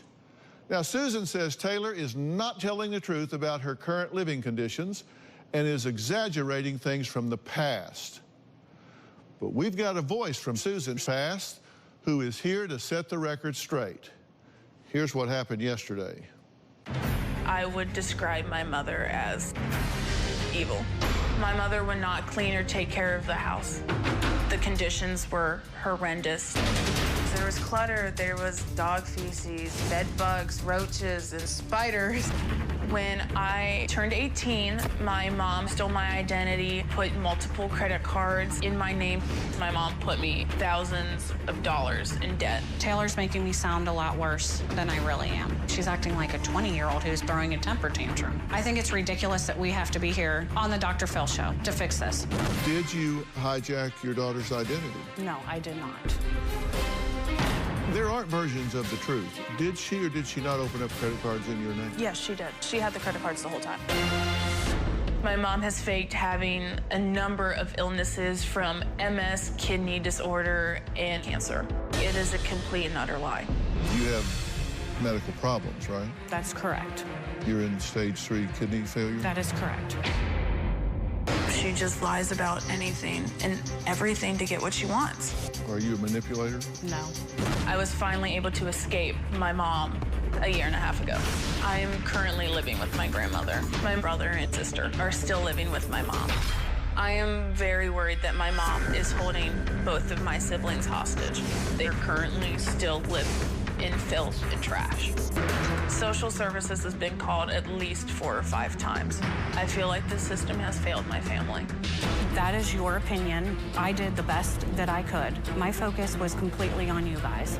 You never made it easier on us. You made it 1,000 times worse. You made our lives hell and are still making hell for those 2 kids. People that have nothing to hide, hide nothing. You didn't let us in that house. I will not allow children to live in that environment. I cannot, I will not. I believe that is what your home is like in part now. In 2012, Susan moved into a house purchased by her friend Bob. Now, the deal was that she had to pay rent and keep the place clean. Well, 4 years later, he said the entire home was trashed with holes in the wall, doors broken, animal feces, and garbage everywhere. She and her children were evicted. Is that true? Yes. Why? Well, he told me he was selling it because he couldn't afford it anymore. But why was it this way? We are getting ready to move out. Well, I understand, but why was it that way? Because I'd move out too if it was like that. But why? Because my kids were not helping. I was doing most of it by myself. Seriously, we have to have some sense of credibility here. Oh, absolutely. Have I been perfect? You're No. saying Am that I the not reason a this good is this housekeeper? way No. is because the children wouldn't help. And that's the explanation for this? No, it's not just the only explanation. There are trained bears in cages that are better kept than this. So, tell me what you say to yourself that you walk through this room and that's okay. I'm trying to understand so I can help you here. I'll get you whatever help is necessary. I think it's an overwhelmed thing, just of the complete situation. I truly believe at that time I was probably depressed, very much so. Did you realize how bad it was? I think I realized how bad it was, but I felt like for the last 13 years, I literally have just tried to survive. I didn't look at probably the big picture. Well, Bob is on the phone. Bob, are you there? Yes, I'm here, Dr. Phil. Thank you so much for joining us here. And you understand, I'm not here to assassinate anyone's character, but I'm trying to establish just how toxic this was. How bad was this house in 2012? This isn't just clutter. It was beyond clutter, correct? Yes, this has been going on for the last 3 residences they had. I was trying to give the kids a good future. They would have a new home. I put furniture in. I bought her a van. After about a year, it started turning around to be bad again. And the second year, and then I was getting ready to retire. And I had to get them out, and she would not leave. So it took me about another year to get her evicted. And she would never leave me in the house. But when I finally got in the house, I had a sheriff with me. And I rolled in the window, and I almost threw up. The sheriff came in, and he thought it was a crack house. And I said, no, there's 3 children that have been living here for 3 years. You said it took 8 months to rehabilitate the house, to gut the house and get everything out where it was livable? Yes, sir. It was so bad that we had to take the flooring up. And the worst part about it was every time throughout the week going to do things, every time they got in the car, they smelled just like that house. And I was just crushed and devastated that she let this happen. You said that Taylor was given unnecessary medications, and Susan is doing the same to her youngest daughter in hopes of getting her deemed fully disabled in order to get government money? What do you mean? That's a kind of a consensus between the family and people who talked about it. When I first got Taylor at 9 years old, I was tutoring her for 3 days a week, and they lived about 3 blocks away from me. And that's when I found out that she was on these ADHD stuff. And when I got her home on Monday, Wednesday, and Friday, just to have her in a nice environment, we'd do homework. I'd let her play games on the computer, and then we'd have a good meal and get her homework done. And I did this for years, and once we got her off of the drugs, she was just fine. She never needed them. And her younger daughter now has been through the last few years on multiple medications, and she doesn't like them. And I was told at one time by Susan that the reason that she was trying to get her fully disabled is because she would get more Social Security benefits. And I thought it was wrong, and still do. And do you recall having that conversation with Bob? No. Well, she's saying that conversation never happened, Bob. Well, she's lying.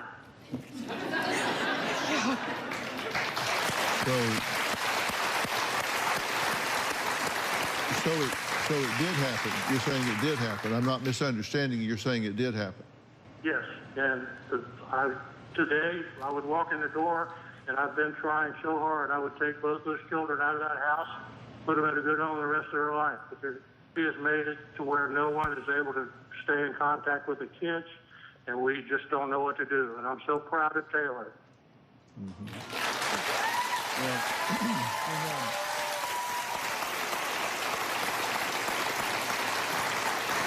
You said that there was an odor on these children, and when the workers came in and cleaned the house, they had to throw away all their clothing?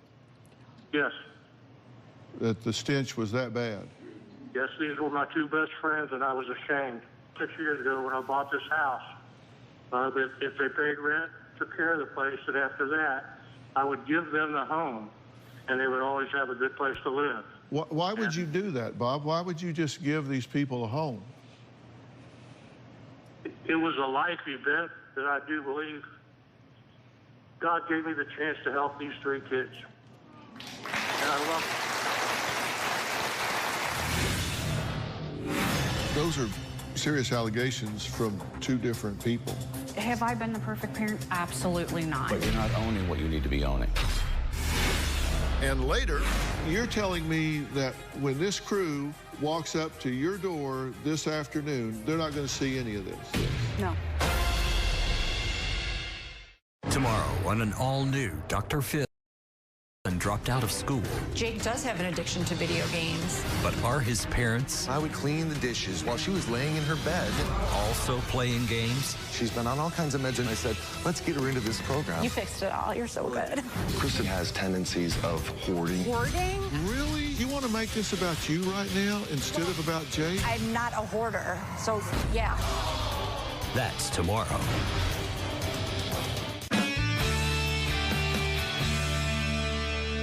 This is what Taylor has to say about her mom giving meds to her sister. My mom has told my 12-year-old sister constantly that she is ill. She'll say that my sister has ADHD, or she's got sleeping disorders, that she has brain tumors, and that she might even die. She tried the same thing with my brother and I as well. I grew up believing that I was extremely mentally ill. It hurts a lot because I know how it feels to go through the same situation. I am very aware that my mom can do horrible things.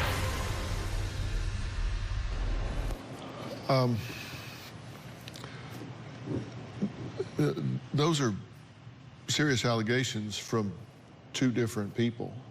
Everything that I do, doctor-wise, through my kids, is through Children's Hospital. I do not give them medicine unnecessarily. My daughter has had psychological evaluations through them. We are working with multiple doctors for her ADHD and other issues. I would never just give my children medicine for that reason. Well, you can't prescribe the medication. Correct. So, I mean, somebody has to be prescribing the medication. Why have you done it for all three of us, though? I had nothing to do with that. Do you think maybe the living situations have something to do with it? It definitely had something to do with me. So it has to do with something with them, because I was the same way. You had me on ADHD medicine until 6th grade when I finally stopped taking them. You kept doing it and doing it. You tried to tell everyone that I had learning disabilities. You had me going through reading and writing issues and telling everyone that I was psychologically ill and that I was messed up. But here I am in college, my junior year, inside high, working my ass off, doing the best that I possibly can, but I have a learning disability. I have issues. Yeah, we have a statement from a family member also. Susan changed as a person many years back. The death of her husband changed her tremendously, understandably. It has been difficult for her to be a single mom. People have tried to help, but it was never enough. I think that she needed counseling but refused to get help. The relationship she has with her children has gone downhill. She yells and loses her temper, cursing and saying horrible things. How the relationship is because of her doing and no one else. It is time she gets help so she can change the lives of her children before it's too late. I hope she realizes the living conditions her children have endured are not okay, even though she thinks they are. I hope she can see the way she has been acting with the kids, especially the hurtful things she says are not good examples for the children. They will stick with them for their whole life. And I can pretty much know who said that. Well, I hope so. You know, I want to point out one thing that you don't maybe understand. It's not just about DCFS making a decision if they're in a clean home. It's also if they have a competent parent. Because they can have a clean home, but a not well parent. So you have to understand, the more you keep saying, no, that's not it, or no, they're wrong, you're sending a message to all of us, especially a mandated reporter, that you're not of sound mind and body, that even if you have a clean apartment, they may not be with you because you don't seem able to deal with reality. Okay. So that's a nice warning to say, if it's true, you should step up. And it's better to own it. Because any government agency, any doctor is willing to work with you if you're willing to work. And the way that you show us that you can work is to own yourself. Absolutely, and that's what I have worked on in the last year. But you're not fully owning it if you're still looking at pictures saying that was not it. Have I been the perfect parent? Absolutely not. Have I done everything right? Absolutely not. But you're not owning what you need to be owning. That's the bottom line. I mean, I do own it. But the man on the phone, everyone is wrong. They're not right. Well, I can tell you that, the medicine thing, yes, that is wrong. They have to take a parent's word. Correct. You could be giving them the wrong word because you don't even see a picture that is real. So you're sending a message you're not competent. Do you care if I add something? Do you care if I add something? No. Okay, so what about in the 8th grade when we were homeless, living in a homeless shelter, and I had all this anxiety built up? I actually passed out at school because my anxiety was so bad. You took me to a neurologist, and they said nothing was wrong with me. And then I told them the living situation, what was going on, and they were completely shocked. They said, take her to therapy. I went to therapy but a month, and you pulled me out because I was telling them the truth. Taylor, every time you asked to go to the doctor, I took you for situations like that. But you're not addressing what she just said. You pulled her out of therapy. I did not pull her out of therapy. You did. You told me, well, you don't need to go anymore. And you pulled me out because I was telling them the truth. We have to protect these children, not just from a toxic environment, but from a toxic parent. I don't care what else happens. And later... Judy, you listen?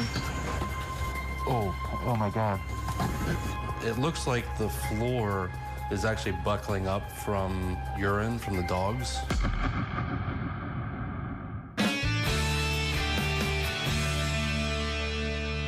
I'd like to take a look at something. Then I need to say something here because it's time to pull the trigger here. Yeah. You brought us pictures of 07, 16, a report from 18. We have a report from a man that was prepared to give you a home. And you're now living with your grandmother. Yes. And you brought us pictures of your living environment now, how you live now. I would like to take a look at those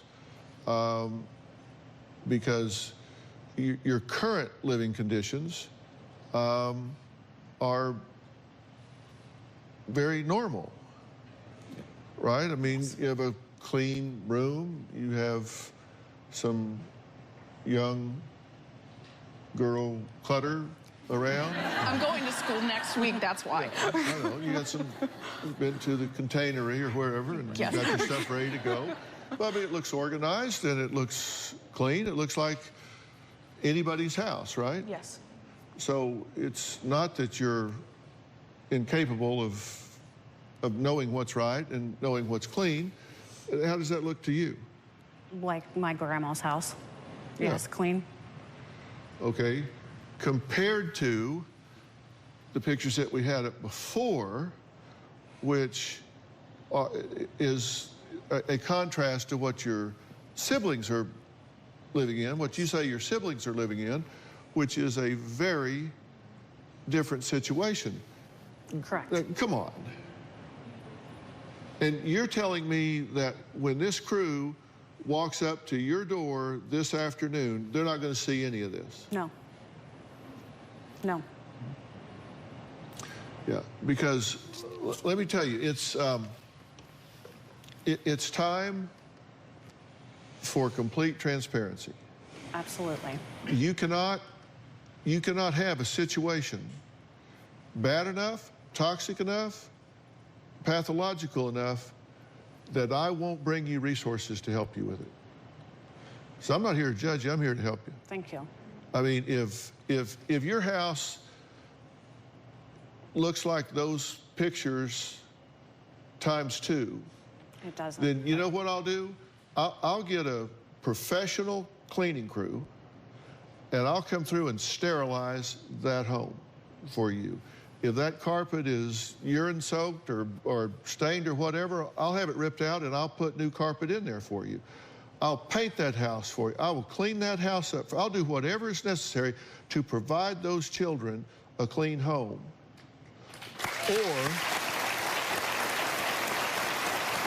Or I'm going to do everything I can to take them out of it, one of the two.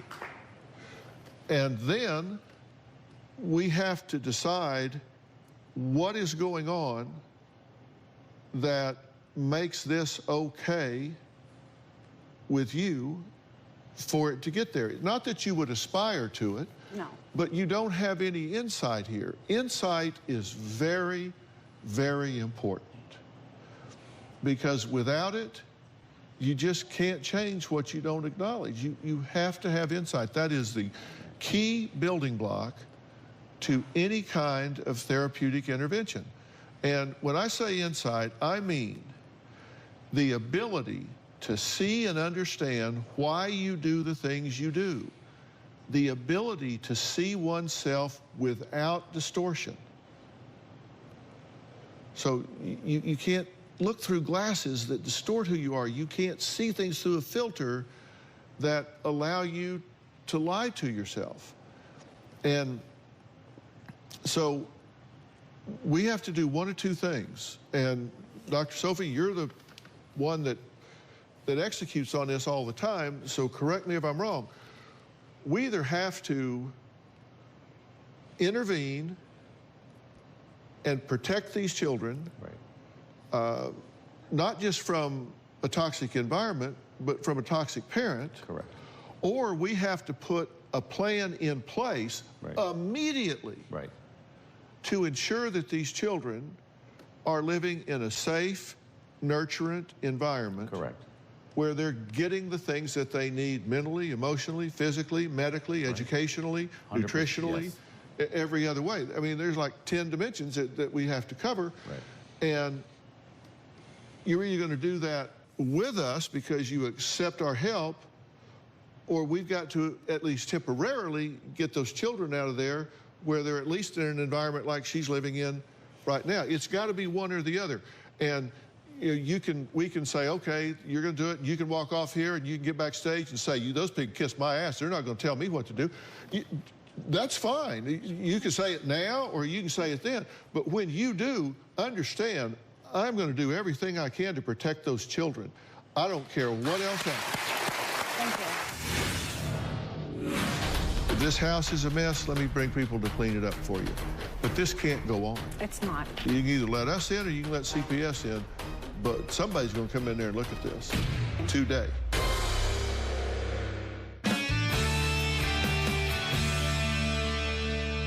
You want to know what I think?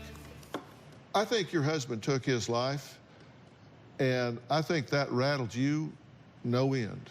Absolutely. And I think you never healed from that. I think you never had time to grieve from that. I think you've been reeling ever since. I think you had 3 children you had to deal with. And I think you've been kind of falling backwards down a hill, and weeks turn into months and months turn into years, and you create a new normal. And I think if you had seen these pictures 20 years ago and said, that's the way you're going to raise your children, you'd have thought, not me. That's something you see on the news. On Dr. Phil. That's something you see, yeah, on Dr. Phil. That's not me. That's somebody else. That's not me. But it became your new normal. And you got to shake it up to break it up, man. And I'm trying to shake this up and tell you that we will help you do this, but you've got to lean into it. I'm not going to chase you. I'm not going to argue with you. I'm just going to bring you the resources. If this house is a mess, let me bring people to clean it up for you. Let me get you family therapists. Let me get you support for this. Let me get this worked out. If you're struggling medically, let us pin this down. 50% of the solution to any problem lies in defining it, knowing exactly what you're dealing with for you, for the children. Let us really bring some resources and help you here. But this can't go on. It's not. I promise you that. It's not.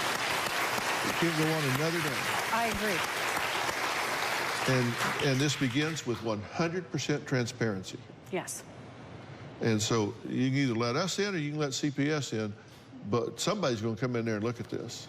That's fine. Today. That's fine. And I'd rather we do it with you instead of to you, but that's up to you. So will you work with us on this? Absolutely. Because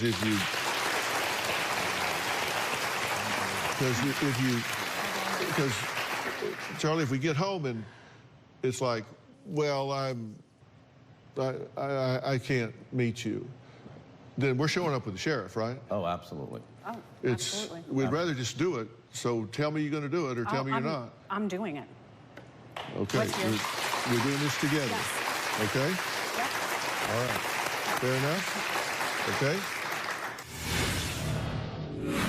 Okay, I'm going to head over to the green room to hear for myself what Susan's children have to say about their home life. Does it smell really bad?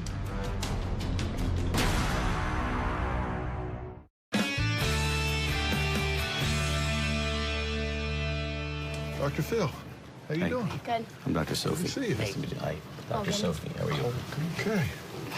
This is Dr. Sophie, and he's a colleague of mine, and brought him in and gotten him to agree to help with your family and your mom. I want you to know that your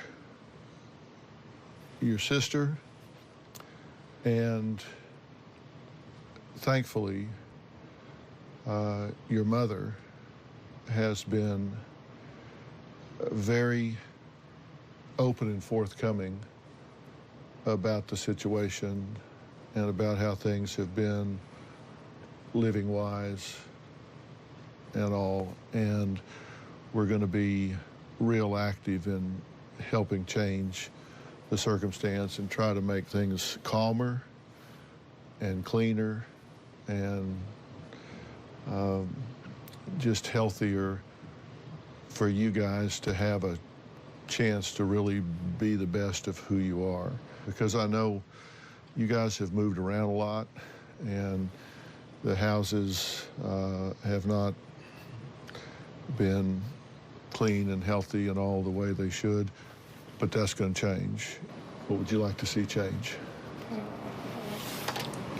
To see more people. Sorry? To see more people that we love. Like who? My aunt. And this guy named Bob. Do you feel pretty isolated right now? And why is that? Why do you think that you've been kind of cut off from everybody?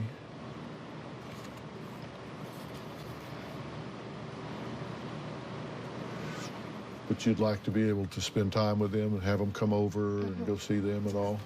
Yes. What would that mean to you? A lot. Like people care about us. You've been told that those people don't care about you, right? Mm-hmm. And you've been told that, in fact, they don't like you and don't care about you and don't want to see you. But that's not true. And that's not true of Taylor. I mean, she's here. She cares about you. Mm-hmm. Do you miss seeing her? Mm-hmm. How about you? Hmm? Do you have friends over? Mm-mm. You don't ever have friends over? You don't either? Have you ever had a friend over to your house? Are you not allowed to, or Mm-mm. do you ask and you're told no? Mm-hmm. Yeah. And how does that make you feel? That she doesn't trust us. Is she? Do you think she's ashamed of something, or I don't know. like why do you think it never happens? Do you ever argue and say, and tell her you're angry about it? Sometimes. And what does she do if you get angry, you guys? She just tells us to get out of her face and then go somewhere else. Now, are you living in a home that's clean?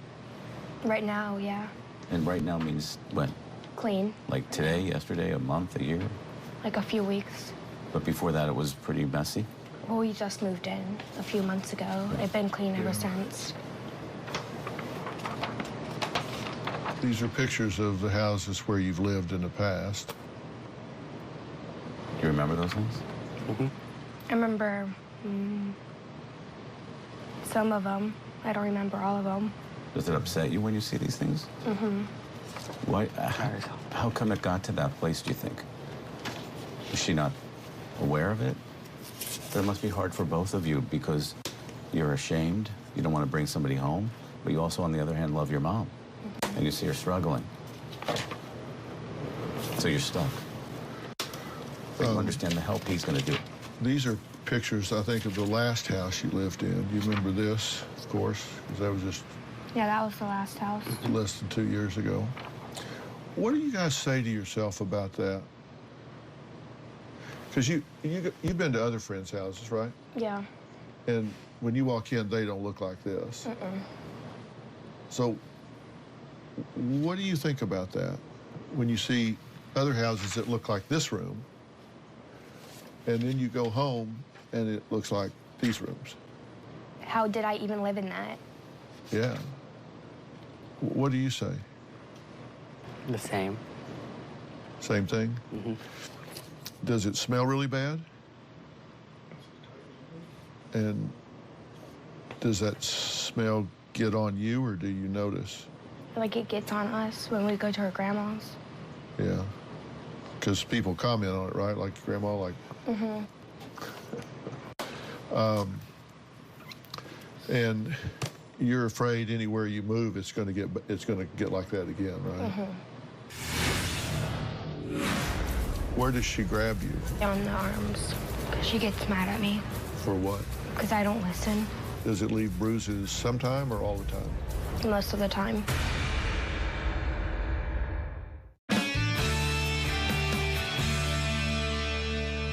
We've got to change the family dynamic, because if this continues where there's the chaos, the yelling, the screaming, the cussing and the fighting, and you know, Taylor says she's seen bruises on your upper arm and all where your mother's grabbed you, I guess. If that continues, then, you know, Child Protective Services gets involved, and then the family can get broken apart, and we don't want that to happen. So we're going to bring people in to help the family where it is happening, you know, where you're together, so it doesn't happen. And why does she grab you sometimes? Because she gets mad at me. For what? Because I don't listen. How does she deal with you? Does she get mad at you? Does she grab you too? Not as much. Just your sister? Because you're bigger? Yeah, so you're less grabbable? And when, does she ever apologize when she grabs you? Sometimes. Yeah. Can you tell when it's going to happen? How can you tell?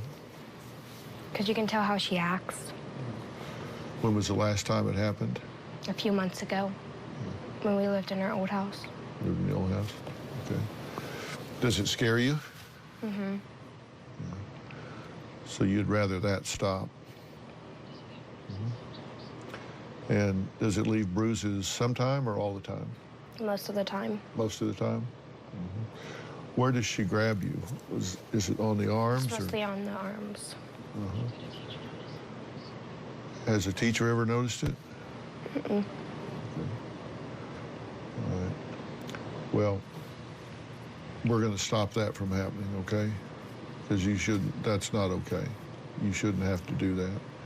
And we're going to help her where she finds a better way of expressing herself than doing that. I'm telling you, we're going to get help for your mom and for your family and not just on keeping the house clean, but on helping her to cope with everything and be able to be available for you guys. But you have to help out too, okay? Because this is a family situation. And so we're going to bring in family therapists, for example, that are going to want to talk to you guys as well. And you don't have to do it in front of your mom if you don't want to. You can talk privately or whatever, just so you have somebody to talk to. I raised 2 kids, 2 boys with my wife, Robin. And we told our kids, you got 2 jobs. One is to get a good education, and 2 was to have a really good time doing it. I mean, kids are supposed to be joyful. They're supposed to laugh and have fun and have friends and have a good time. And that's just my philosophy. I think you should get a good education because you need it for later in life. But you should have a good time doing it. You should have friends and have fun things and enjoy yourselves. It shouldn't be chaotic and yelling and screaming and fighting and living in squalor. That's not okay. So that's our goals, for you guys to have a good time and do your work in school. Does that sound like a fair plan? Mm-hmm. Just know we're working on this, and know your mom loves you a lot, and she really wants to do a good job, and she's accepted the help that we're offering her, okay? So things are going to get better, and we don't want you to be cut off from the people that love you, especially this one over here. She worked really hard to get you guys here. She worked, there's nothing in this for her. She's moved out, she's moved on. She did this for you two. She wrote to us. She didn't write once, twice, she wrote several times and said, Dr. Phil, I need you to help my little brother and sister. And she kept after it till we heard her, and she did. So big thanks to her.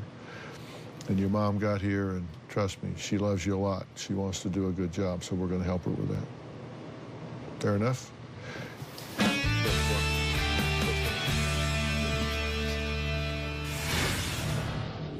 Coming up, Dr. Phil sends a camera crew to check the condition of Susan's house. Oh my God.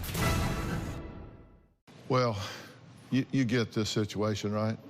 I can't let that. We moved this way up in the order as soon as I saw what was going on, because I can't let that go past dark today. I mean, I'm a mandated reporter, and if you don't know what that means, it means there are certain jobs, roles, situations, and when you're trained as a psychologist, you're just mandated as eyes and ears in society. If you see a child that you believe to be in imminent danger, you either have to intervene or report it.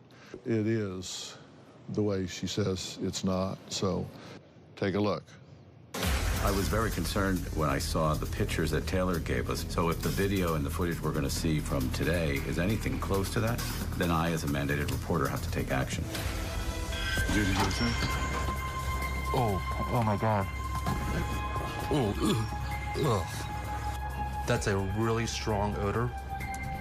I noticed flies all over the place. It looks like the floor is actually buckling up from urine from the dogs. Here's the kitchen. There looks like there's dog feces on the floor. One of the problems I have right now is the condition that these dogs are living in. Oh, the smell. Oh.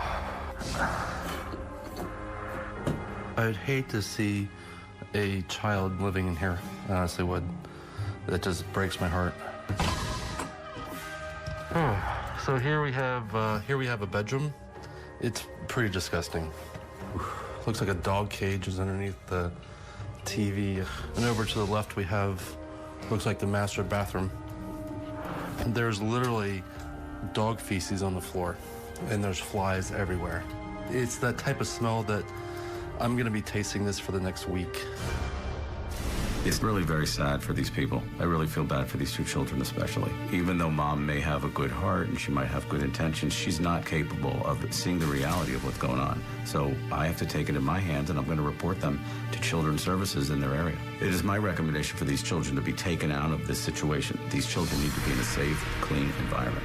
The goal is not to separate these children from their mother in this case. It is to either keep them together or get them apart until they get healthier and can reunify together. I will keep a very close eye on this situation after I report it for the sake of these children and for Susan as well. The safety and well-being of those children is the top priority, and now CPS is involved with this situation. I want to thank all of my guests today, especially Dr. Charles Sophie, the medical director for DCFS here in Los Angeles. For more information about today's show, log on to drphil.com. Tell us what you think on Facebook and Twitter. We'll see you next time.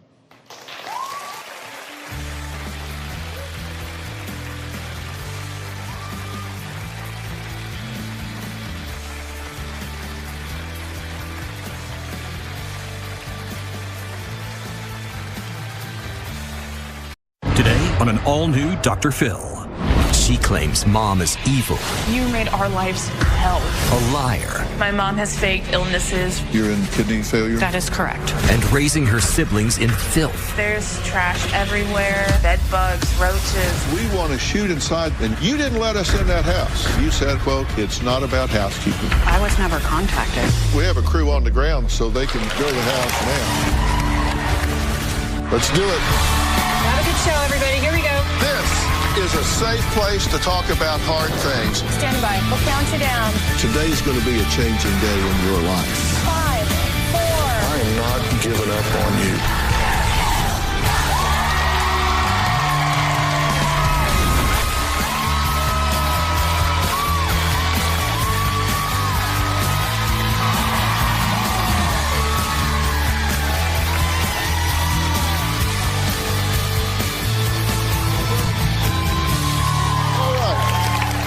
Well, Taylor is here today, and she has emailed the show multiple times about her mother, who she claims is holding her younger siblings hostage in deplorable living conditions filled with filth, feces, garbage, empty pantries, bed bugs, and fleas.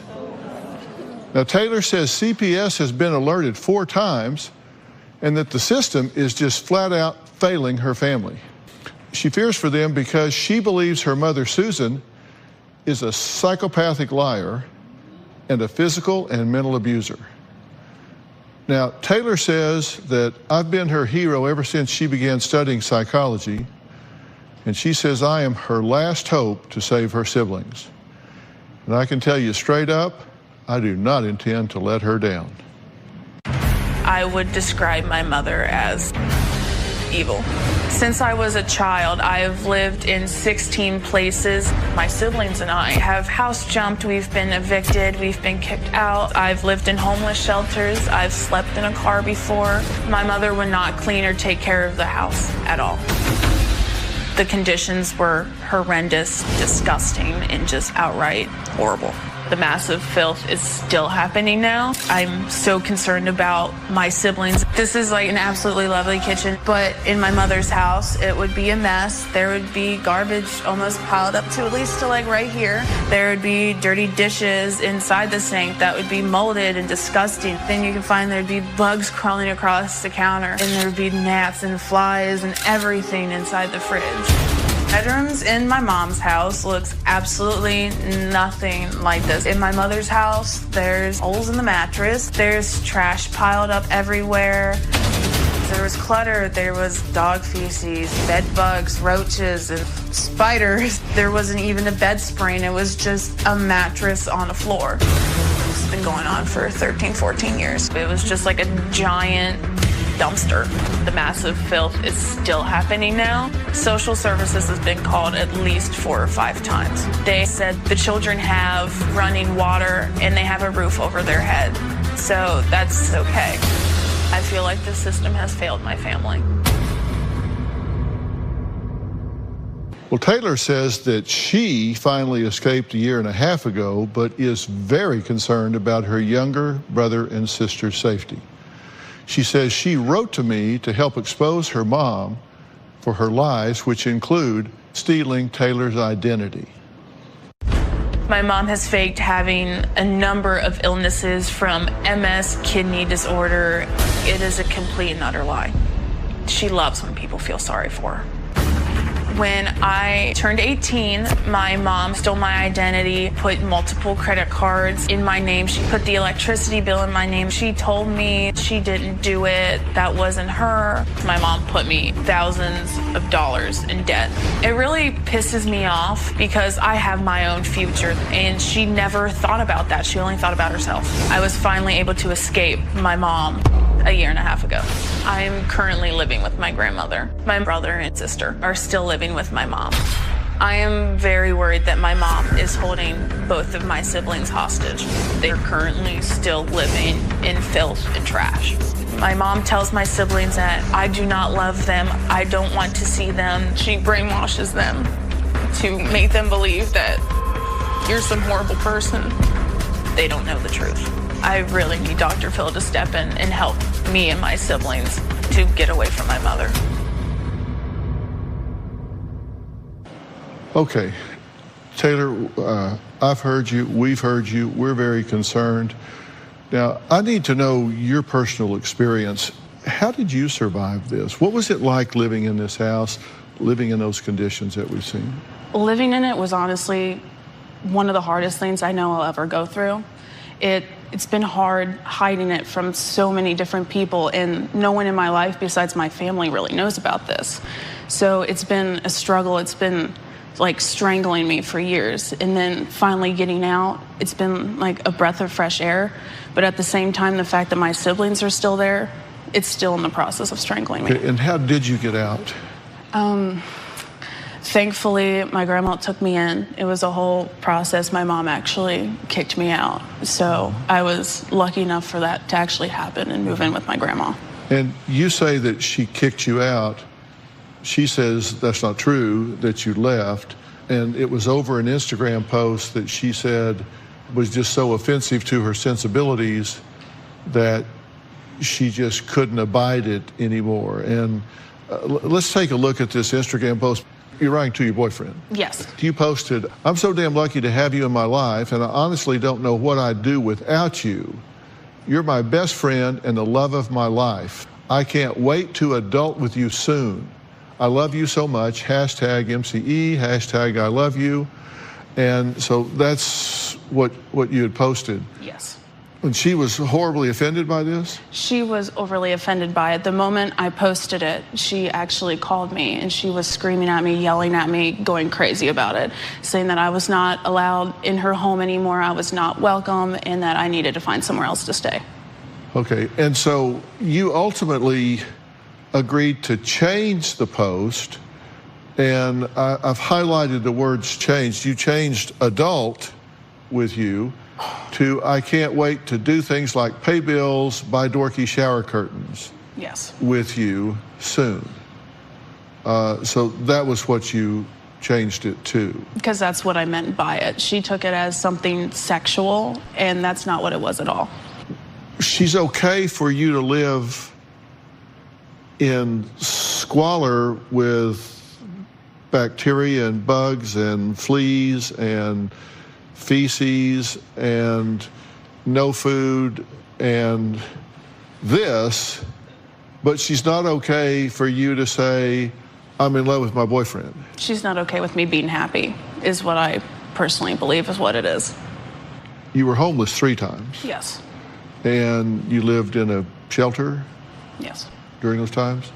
And that was difficult for you, right? That was very difficult. One time it was a homeless shelter, and then 2 times it was one with my grandma, and then one with one of her high school friends. Mm-hmm. The homeless shelter was really difficult because I just got into 8th grade. I started at a new school, and being homeless and starting at a new school in 8th grade was really difficult. And you moved 14 times in 14 years, right? I have moved at least 20 times in total, including the homeless shelters. And 20 times in total? Yes. You've had to have conversations with her about this, where you said, what's the deal here? How are we living like this? What does she say? Every time I try to talk to her about it, still to this day, she gets very aggressive, she gets defensive, and she doesn't believe that she's done anything wrong. She blames me and the kids for being homeless. She blames us for it being dirty and it being a mess. And she always goes, well, I'm the parent, you should be cleaning. But she's never had a job. She hasn't had a job for almost 10 years now. Where's Dad in all of this? She doesn't want anyone in the house. No one has ever been in the house. She refused to let us shoot inside the house. She does not know that you've given us these pictures. And later, I never had the opportunity to heal from that. My main focus was the kids. How are we a focus in your life when we've never been? Really? Yes. The things you have put me through have made me realize what I'm not gonna do.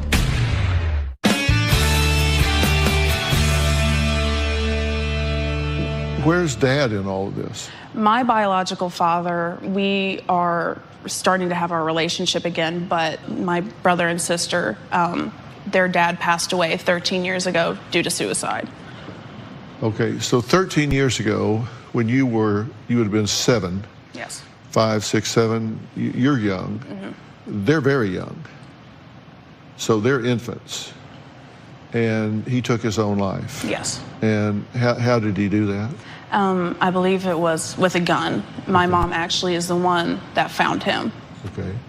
And at that point, she became a single mother, raising the 3 of you, which is, let's admit it, that's a very difficult thing to do.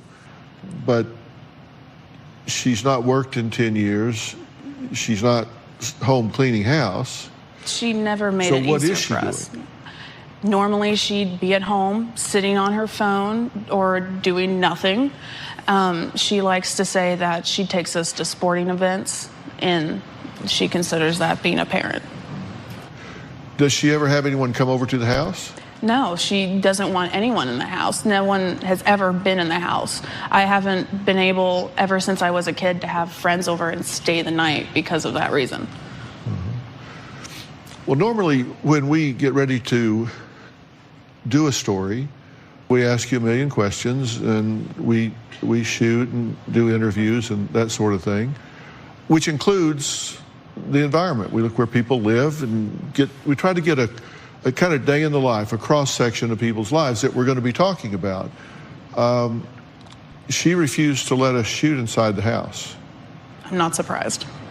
And my theory is people who have nothing to hide nothing.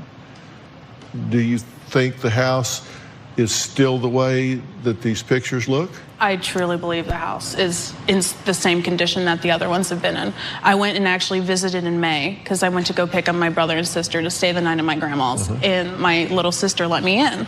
Surprisingly, she had the kitchen and the living room clean because I think she knew I was going to try to do that. And I was like, well, let me see your guys' rooms. I went into their rooms and the garbage was just piled up again. So the pictures that we see here, some of those pictures are from 07. Some of those pictures are from 16. Yes. And you've been in the house as recently as May, so it's this year. Yes. And it looks just like this. Yes. So it's the same way. The same exact way. Okay. What does she say about that when you talk to her? She does not know that you've given us these pictures. She's got no clue that I've given you guys the pictures, but the thing is, she gets defensive. She says, oh, it's not a mess. What are you talking about? There's nothing wrong with it. I was like, do you not see this? And she's like, well, maybe the kids need to clean up their rooms. Well, this isn't the kitchen. This is a bed. This is where children sleep. Yes. This is where people, what do you do when you walk through this? Do you go lean against the wall? What do you, there's nowhere to sit. There's nowhere to lay. What do you do in this house? The thing is, like, me and my siblings, we mostly just tried to stay in the living room as much as we could, or we'd go outside. I was very into sports my high school career, and so are the kids. So we tried to do our best to stay out of the house, but it's very hard when you have such a controlling mother that doesn't actually let you go outside the house or have friends. Well, coming up, Taylor is shocked that her mother, Susan, agreed to be here, but she is here. And let me tell you, I'm going to confront her with some very serious questions here. And I'm going to go a while before I reveal to her what we do know, because your theory is as soon as she's outed on this, then she's going to get up and run out of here. I definitely think so. But you understand that I'm a mandated reporter. Yes. And there's no way I can allow this to continue. I have a member of our advisory board, a very dear friend and colleague of mine, Dr. Charles Sophie, is right here. Dr. Sophie is board certified in 3 clinical specialties: adult psychiatry, child and adolescent psychiatry, and family practice. And he is the medical director for the Department of Child and Family Services here in Los Angeles, which is the largest agency of its kind in the country. And Dr. Sophie, you're going to be involved in all of this very early on here. I mean, we can't let this happen, right? Those children need somebody to save them. Something's going to change today, one way or the other. So you came here to create change. It's going to change today, one way or the other. We can't let this happen. We're going to meet Susan next. We'll be right back.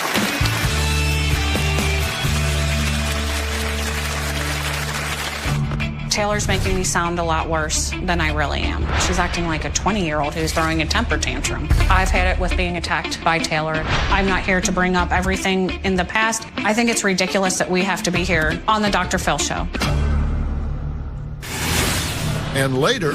This is my journal. Almost all of these pages are filled with the identity theft my mom put me through. She's been putting credit cards in my name since the day I turned 18.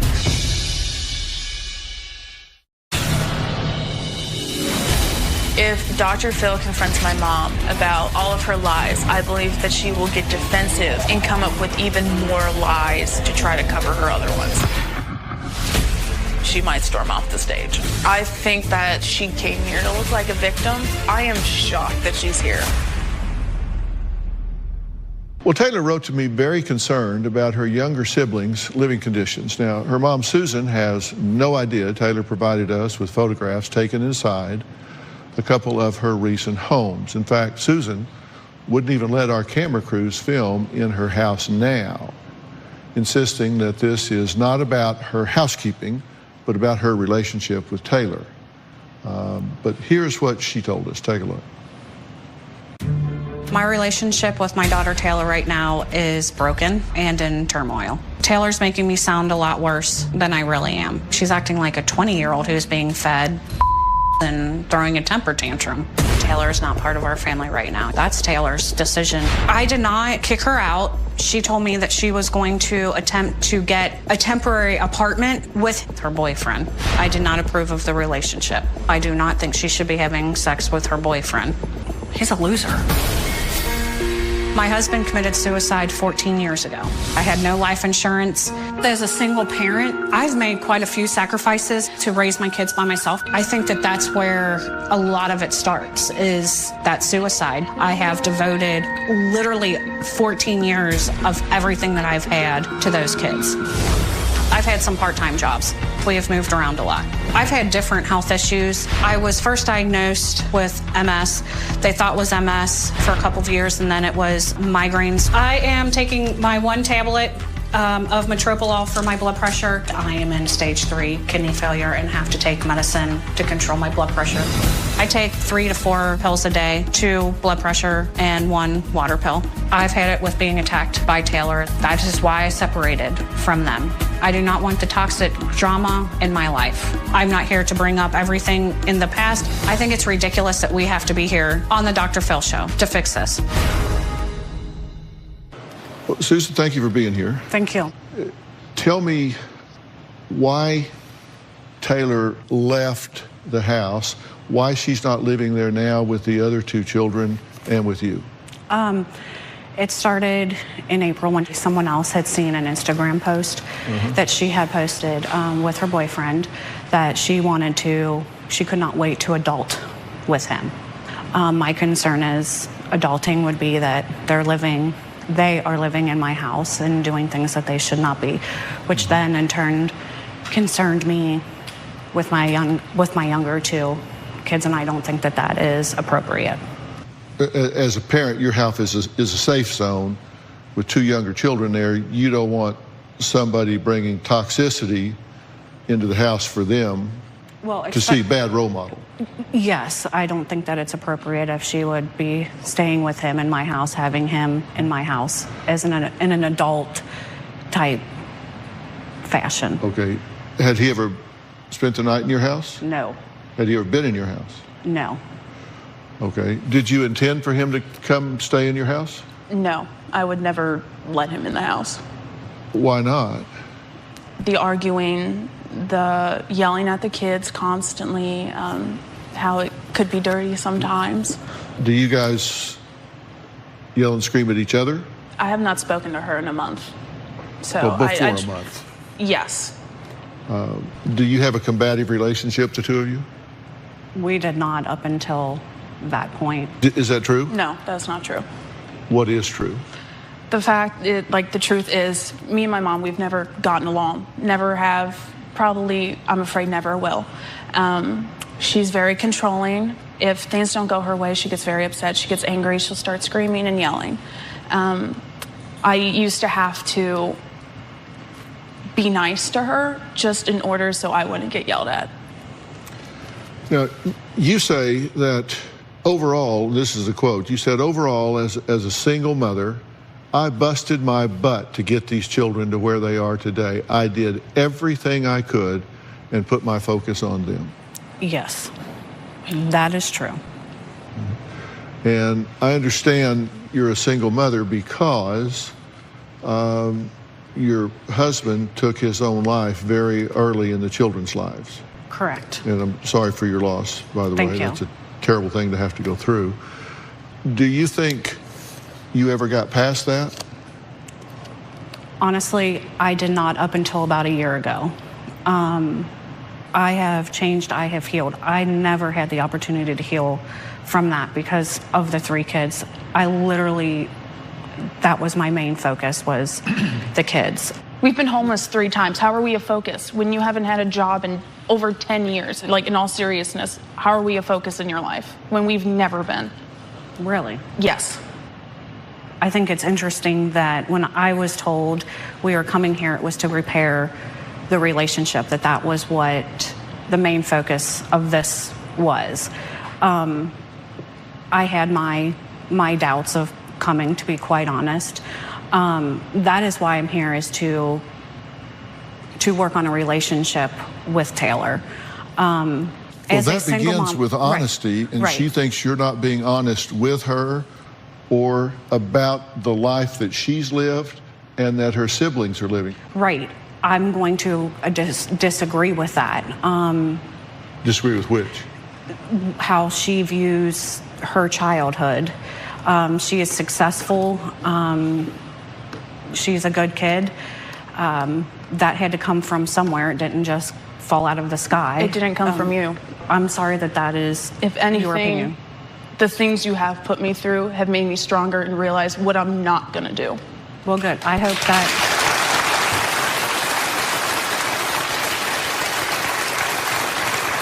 I hope that if you're ever, I hope to God that you're never in my situation where your husband would take his life and everything that has happened to you, I hope that does not happen to you. But the thing is, you never made it easier on us. You made it 1,000 times worse. I get it. You might have been grieving, but you made our lives hell and are still making hell for those 2 kids. You can't tell me that you've made it easy, because you haven't. You have put us through a living, breathing hell. You say that she stole your identity and opened up 10 credit cards? 10, maybe more. Did you hijack your daughter's identity? No, I did not.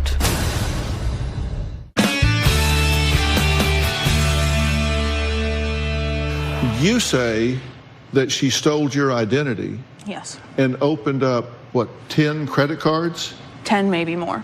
10, maybe more. Yes. Credit cards in your name? Yes, along with a electricity bill as well. A utility bill and 10 credit cards? Yes. You said that you wanted the focus to be on the relationship. Well, then let's talk about the relationship. Okay. Did you hijack your daughter's identity? No, I did not. The electric... Okay, so you didn't open 10 credit cards in her name? No, I did not. She was aware of the one to start her credit when she was at school. I did the electric bill so she could have a place of residency. You knew that. Well, now, look, there aren't versions of the truth. Did she or did she not open up credit cards in your name? Yes, she did.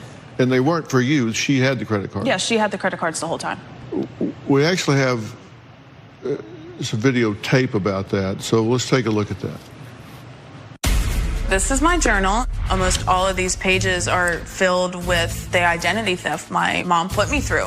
I spent my whole summer going through calling people and making sure all of this was taken care of. I've made police reports. As you can see, fraud right there. She's been putting credit cards in my name since the day I turned 18. I think my mom opened up at least 10 credit cards. It was close to $3,000 or $4,000. This document right here, this is one of the credit cards. She tried to pay the electric bill on this one. I wanted to make sure, like 100% that it was her. She went to a local gas station that I know is in her area, a grocery store, and one of her favorite restaurants. I know for a fact this is her. It's been this whole process for almost 2 years now. It's consumed my life. I have to do it to get my name back and recover from what my mom has done. Well, she seems to have, and she brought along the journal where all of this is documented, the very page where she says fraud here and the amount due and the different credit cards and her conversations with Medicare. All of these things that are documented with dates and times and receipt numbers and all, she seems to have this very well documented that says you did open multiple credit cards in her name. I did not. I opened 2, and she was aware of those. To start credit. And did you put the utilities in her name? Yes, I did. Because I was told, because she was going away for school, that she needed proof of residency because she was 18 to continue to get insurance. Well, you know, this is the energy bill in Taylor's name. The account status says of 10/12/2017, the amount due $999.65.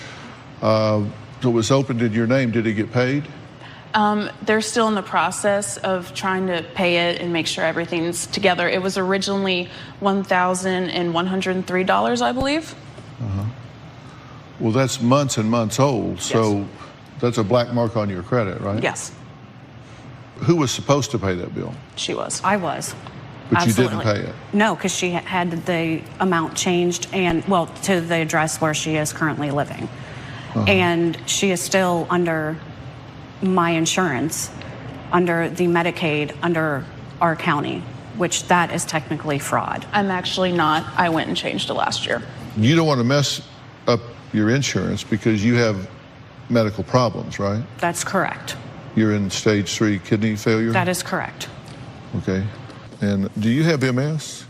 No, they thought I did years ago. I ended up having, I don't remember the type of migraines that they are, but they're the migraines where you lose your sight and your feeling in one hand.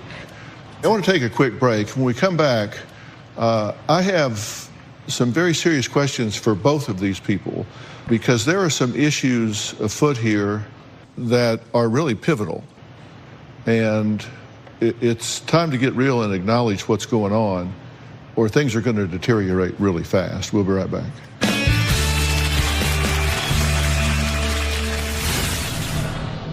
She tells me you are being a negligent parent, and she provides us pictures, and then we want to shoot inside the house, and you go, no, no, no. I was never contacted. About a month ago, my youngest daughter wanted Taylor to take her to her softball practice. Taylor was not happy about it, but did it anyways, and was driving erratically. She had slammed her brakes on so hard that the back 2 wheels came off the ground. My daughter almost went flying through the windshield. She threw a temper tantrum and put my youngest daughter's life in jeopardy. I was very upset. Well, Susan says Taylor's driving was so out of control that it almost cost her younger daughter's life. But Taylor says it is her mom that is a compulsive liar who is so delusional that she believes her own lies. My mom lies about a lot of things. She has lied about her health. She has told people that she has kidney failure. My mom lies about the living conditions. She says that it's clean and that it's always taken care of, but in actuality, there's garbage, there's animal feces, it smells horrible, it's just a mess. She also likes to lie to the kids a lot, says that no one really cares about them. She'll say that the family doesn't care or that I don't care. She says that we want nothing to do with them. She told my little sister that the only reason why I was going to the doctor was because I was planning on getting pregnant, which was obviously a huge lie. She has told people that the kids are doing great in school, which in actuality, they're not doing that well at all. She just lies about anything and everything to get what she wants. Is that true? No. Are you a manipulator? No. If I was a Is she manipulator... lying about this? Yes. If I was a manipulator, I would not be in the situation that I am. Well, let me ask you a question here. And I need you to take 2 steps of faith with me. Okay. One is that I'm here to help. Okay. And the other is to take a hypothetical journey with me. Let's assume you're a house painter. Oh, gosh. That's your job. That's what you're there for. You're just there to paint the house. But you get inside the house and you get in the kitchen and there's a fire. There's a fire in one of the walls that you start to paint. You feel it's really hot. And so you pick at it and you go, oh my God, there's a fire inside this wall. What would you do? Would you just paint the wall? No, I would call 911. You would do something about it, right? Correct. Consider me a house painter. Because when I first looked at this situation, I think, okay, I've got a relationship here between a mother and a daughter. But then I find a big fire burning. And the big fire burning is, she starts telling me that not only are you two arguing and fighting, not only are you, according to her, fraudulently opening credit cards in her name and having a riff over her saying she wants to adult with her boyfriend, but she tells me that you are being a negligent parent with the children and that they are living in an unhealthy environment. And she provides us pictures from 2007, which is over 10 years ago, and then pictures from 2016, which is just 2 years ago, and then reports being there just a few months ago and seeing virtually the same thing. And then we want to shoot inside the house, and you go, no, no, no. She says, this is the house in which her younger brother and sister have been raised in across the years, and that when she visited just a few months ago, her little sister let her in, and there were 2 areas that were reasonable, and the rest of the house looked exactly like this. And in addition to this being a clear violation of any reasonable parenting, that when Child Protective Services has been called, that you've either been given a heads up and they've had to stay up all night cleaning the house, or you've moved county to stay one step ahead of Child Protective Services, so there's no accountability. And I'm a mandated reporter. And so I immediately confer with a member of my advisory board, Dr. Charles Sophie, right here. Bring a chair up for Dr. Sophie, if you would. He did not know he was going to be here.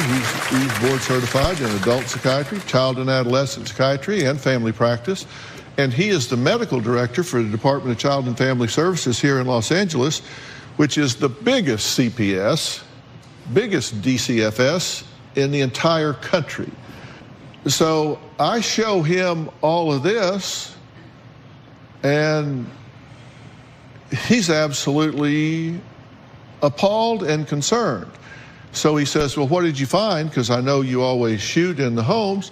And I say, not this one, because she wouldn't let us in the home. I was never contacted for you guys to let me. Well, I'll bring the producers out here because that's not true. Oh, and yeah. We attempted to shoot inside the home, and you didn't let us shoot inside the home. And be that as it may, you've been in the home in recent times. What did you see here, Dr. Sophie?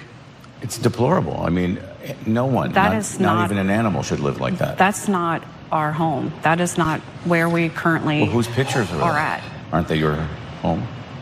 From years ago.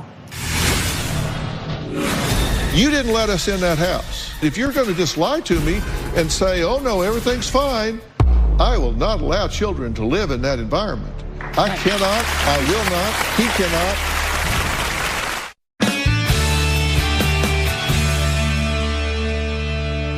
Were you in the house? Yes, I was in the house. The house you're in now? Yeah, the house they are in now, yes, I went in. Do you have pictures of the house that we're in now? How could I take pictures right in front of you? No, she was not there in May. She just said she was. No. How can she say one thing, you're always saying the opposite? Because she's being misguided. That is by who? One of the reasons why. Who would misguide her? I would rather not say because she is not here.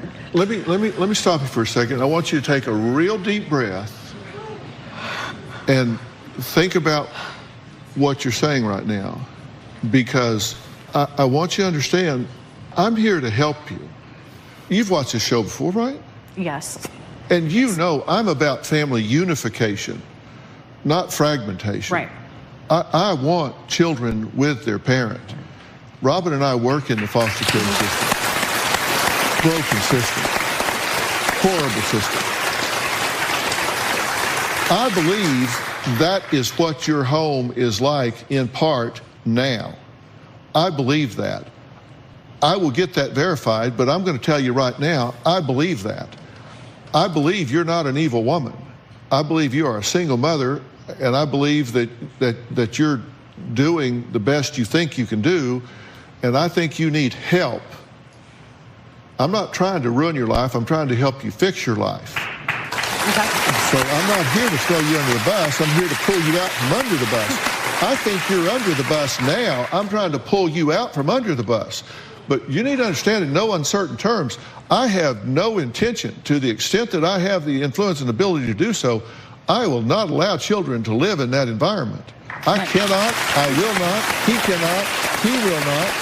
So what I want to do is help you fix it. I want to help you change it. I don't want to take your children away from you or from your home. But you need to understand, if it's let them live in that or take them out, I'll do everything I can to take those kids out of that home. I will not allow them to stay there to the extent that I can influence that. What I'd rather do is help you and fix that situation. I'll send a crew in there in space suits if I have to clean that up, but I won't let those kids be there. But if you're going to just lie to me and say, oh no, everything's fine, look, people that have nothing to hide nothing. You didn't let us in that house. I got a call Thursday morning that we were coming. We were supposed to be on a flight. No one showed up at my house. Well, the best predictor of future behavior is relevant past behavior. And that's the way the house was in 07. That's the way the house was in 16. She says that's the house was 60 days ago. It is not. It is not. So why wouldn't you let us in? When were you there? I was not there. I left Friday afternoon. I got a call Thursday morning. Well, the associate producer, Avery, asked if we could shoot at the house, and you said, and I quote, it's not about housekeeping. No one was at my house. I didn't say they were. Oh, we asked to shoot at the house, and you told the associate producer it's not about housekeeping. This is about the relationship with her. I don't recall her even asking me to shoot at the house. So you would have thrown the doors open and said, come in? Yes, I would have. And let's show. So, yes, I would so have. they can be there. We have a crew on the ground there now, so they can go to the house. and be there and shoot. Did you get a sense? Oh my God. It looks like the floor is actually buckling up from urine from the dogs. Well, we're out of time for today, but here is a sneak peek at tomorrow's show. Tomorrow on an all-new Dr. Phil. She claims her family's house was deplorable. Holes in the wall, animal feces, and garbage everywhere. We are getting ready to move out. I'd move out too if it was like that. And her two siblings? Why does your mom grab you? She gets mad at me. We're going to stop that from happening. Still live with their mom. We have to protect these children, not just from a toxic environment, but from a toxic parent. That's tomorrow. You do not want to miss tomorrow. Taylor's mom may have been denying all of Taylor's allegations, but there's some surprising new information to back up Taylor's story. Plus, a family member goes on the record to get real about Susan's behavior. Find out if Susan is willing to admit to her mistakes and change her ways. And finally, wait until you hear what her younger children have to say. That's all tomorrow. I want to thank all of my guests today, especially Dr. Charles Sophie, the medical director for DCFS here in Los Angeles. For more information about today's show, log on to drphil.com. Tell us what you think on Facebook and Twitter. We'll see you next time.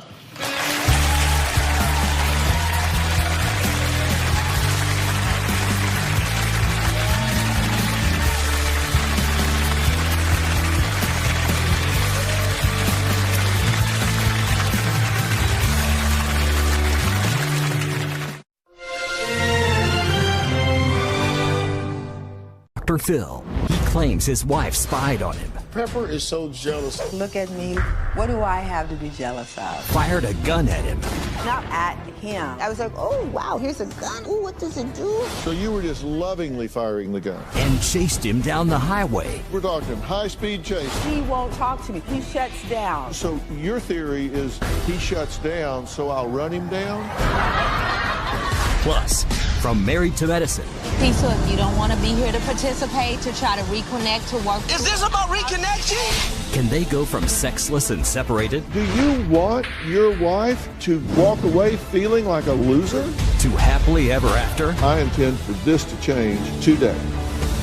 Let's do it. Have a good show, everybody. Here we go. This is a safe place to talk about hard things. Stand by. We'll count you down. Today's going to be a changing day in your life. 5, 4. I am not giving up on you.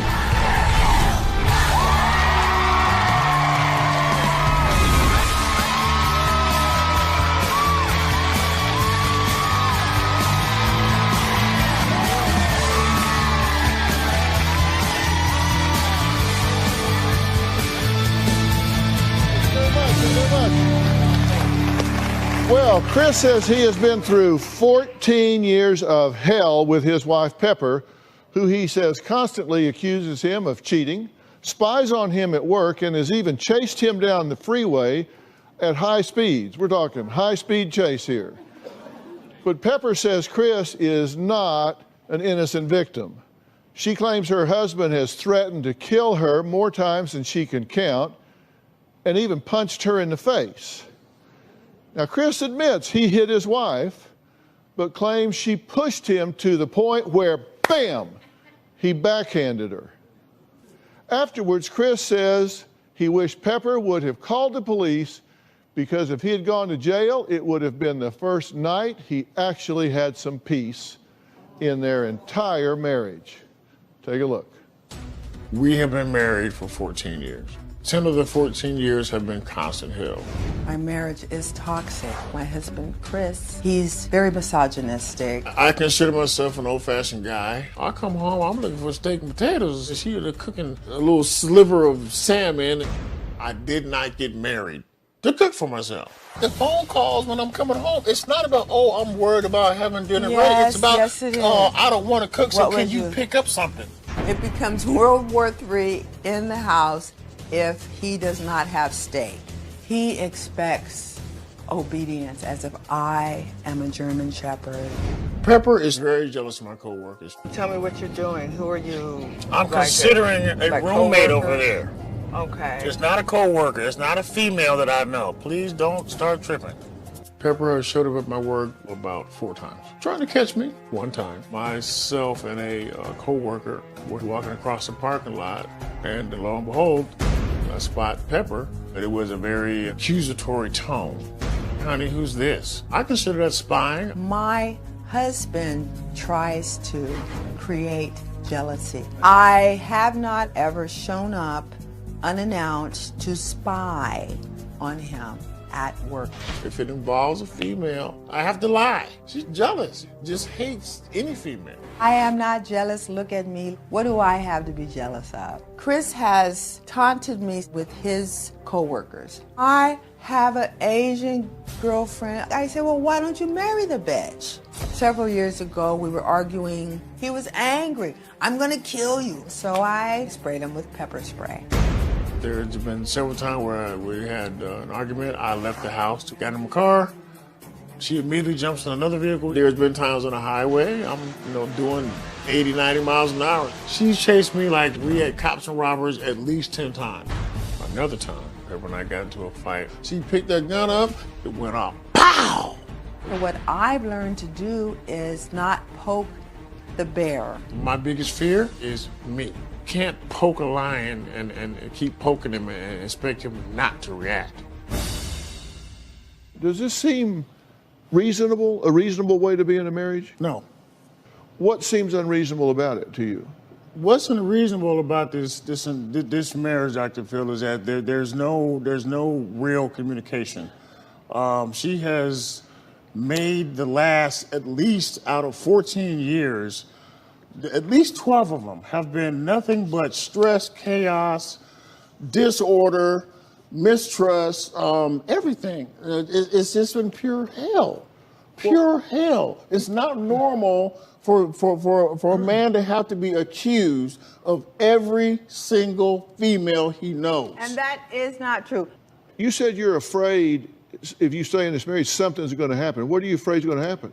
Dr. Phil, what I'm afraid is going to happen is a physical altercation. The worst fear I have at this point is myself.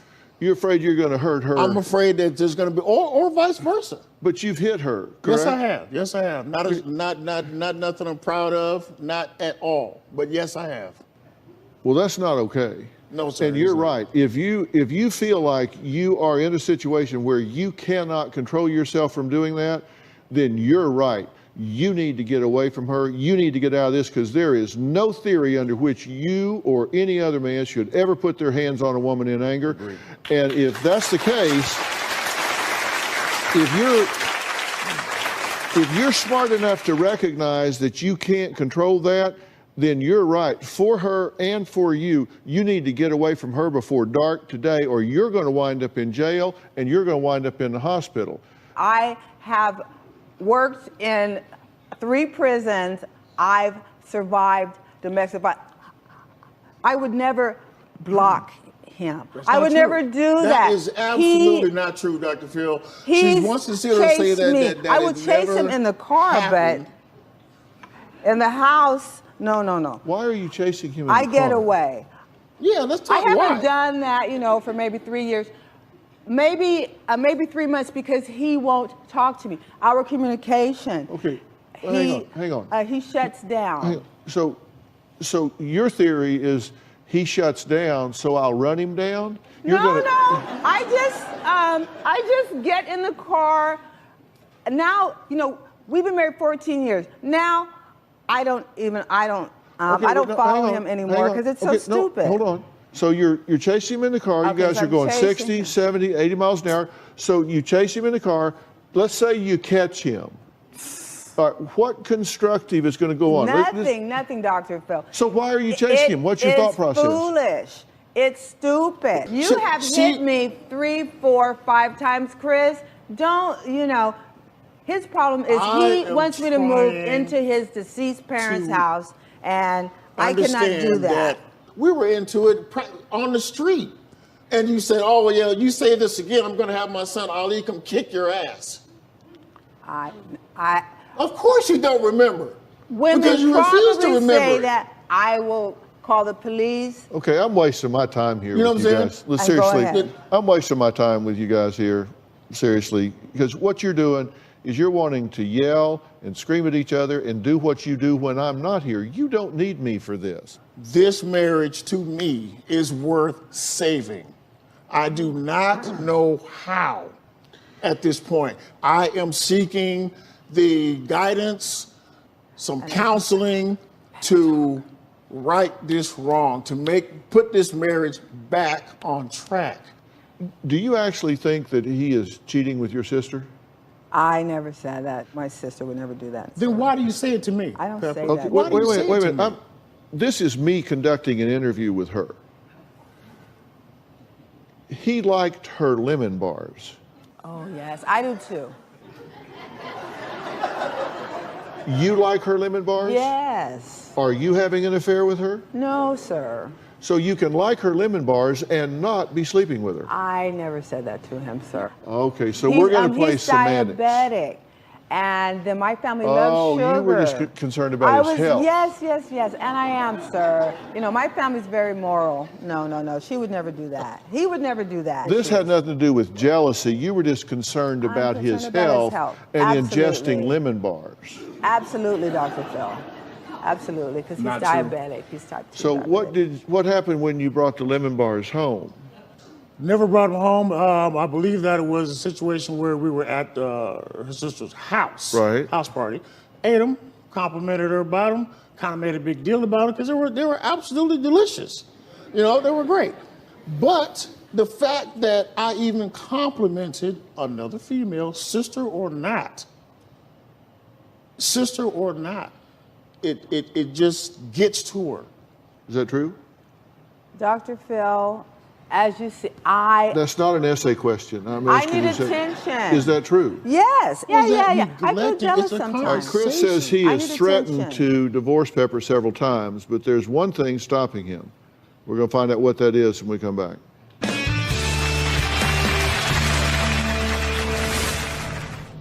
Did you point a gun at him and fire it? I did not point the gun at him, but I did fire it. So you were just lovingly firing the gun? I was. And later, how can you be going into bankruptcy and own 6 or 7 vehicles? The RV, the Silverado truck are inherited vehicles. Why can't I have an RV? Because you can't afford it. Tomorrow on an all-new Dr. Phil. She claims mom is evil, You made our lives hell. a liar, My mom has faked illnesses. You're in kidney failure? That is correct. and raising her siblings in filth. There's trash everywhere, bed bugs, roaches. We want to shoot inside, and you didn't let us in that house. You said, quote, it's not about housekeeping. I was never contacted. We have a crew on the ground so they can go to the house now. That's tomorrow. My husband, Chris, threatens to divorce me all of the time. This is my 3rd marriage, and I do not want to get divorced. You're a rude bitch. And so who would you rather be with? Damn near anybody. I use divorce as a weapon, a showstopper, my grand finale. I'm tired of it. Well, Pepper says her husband, Chris, is constantly threatening to divorce her. Now, Chris admits he has used divorce as a weapon to get his wife under control. But he says the only problem with actually going through with it is alimony, because he doesn't want to pay Pepper in order to leave her. Not true. The question of alimony, Well, yes, I'll find it in your pre-interview, and I'll bring it out for you. Okay. I do not recall, okay? I don't recall saying that's the only reason that I don't want to leave Pepper. I didn't say it was the only reason. Okay. Okay, fair enough. It might have been a subject, but I can tell you right now that is not the reason that I do not want to leave Pepper. The reason that, understand this, I don't love Pepper because I need her. It's just the opposite, Dr. Phil. I need her because I do love her. I'm here to seek real help. Real help. I love Pepper. I believe she loves me. You say that you have gotten angry and exploded and you've hit her. Yes. She says that you have called her names. Yes. What have you called her? Mainly it's been one predominantly word. That's a bitch. That's my go-to word. Sorry, that's my go-to word. Daily? With her. No, not daily, but more often than it should. That you threatened to kill her. That you told her you're going to beat her ass. I have. That you punched her in the face, you punched her in the lip, you called her a stupid bitch. You backhanded her, you grabbed her by the hair just to shut her up. Those things are unacceptable. Right? Yes. So we know what has to stop. Yes, they are unacceptable. Now, I'm trying to look at the volatility here because I'm concerned for y'all's safety. And this has been going on, he says, like 10 out of the 14 years have been hazardous. He said you've thrown a fan at him. Did you point a gun at him and then actually point it at the floor and fire it? That's a yes or no. I stuttered. Let me go woosah. I did not point the gun at him, but I did fire it. I was just kind of playing with it. It was his gun. Yeah, and we weren't arguing, nothing like that. I was just curious. I'm very touchy. I was like, oh, wow, here's a gun. I'm like, ooh, what does it do? And I pointed, yeah, we weren't arguing. I don't think so. Wow. I would never do that. I would never do that, Chris. So you were just lovingly firing the gun? There was no argument. I would never do that. That was maybe 12, 13 years ago. Have you grabbed the steering wheel while the car was going? I'm really squeamish. I want to live a long time. I don't think I would grab the steering wheel when you're driving. Oh, no. Well, you did. I don't remember doing that. Well, you did. You jumped out of a car. You jumped out of a moving car. I jumped out of a car, more than yes, once because I'm just upset with you at the time. You opened the door on the freeway. Because you the gun incident, or you saying that you just picked a gun up because you were curious? You remember, we weren't arguing. Terrified of guns, Pepper. I know. So just that particular night, you decided to be curious. We weren't fighting. Yes, we were. I don't remember fighting. Of course you don't remember. That's my whole point. You don't remember. Yes, you. No me recuerdo. And there's financial pressure here as well. Okay, let's talk about that. Yes, sir. There's financial pressure. Extreme financial pressure. We're actively involved in a bankruptcy. Pepper is determined to believe that we're in this financial situation because of me. He has a motorcycle, he has an RV, we have 7 vehicles. Oh, man, we're just throwing gas on a fire. And I'm bringing in some reinforcements on this one. We'll be right back.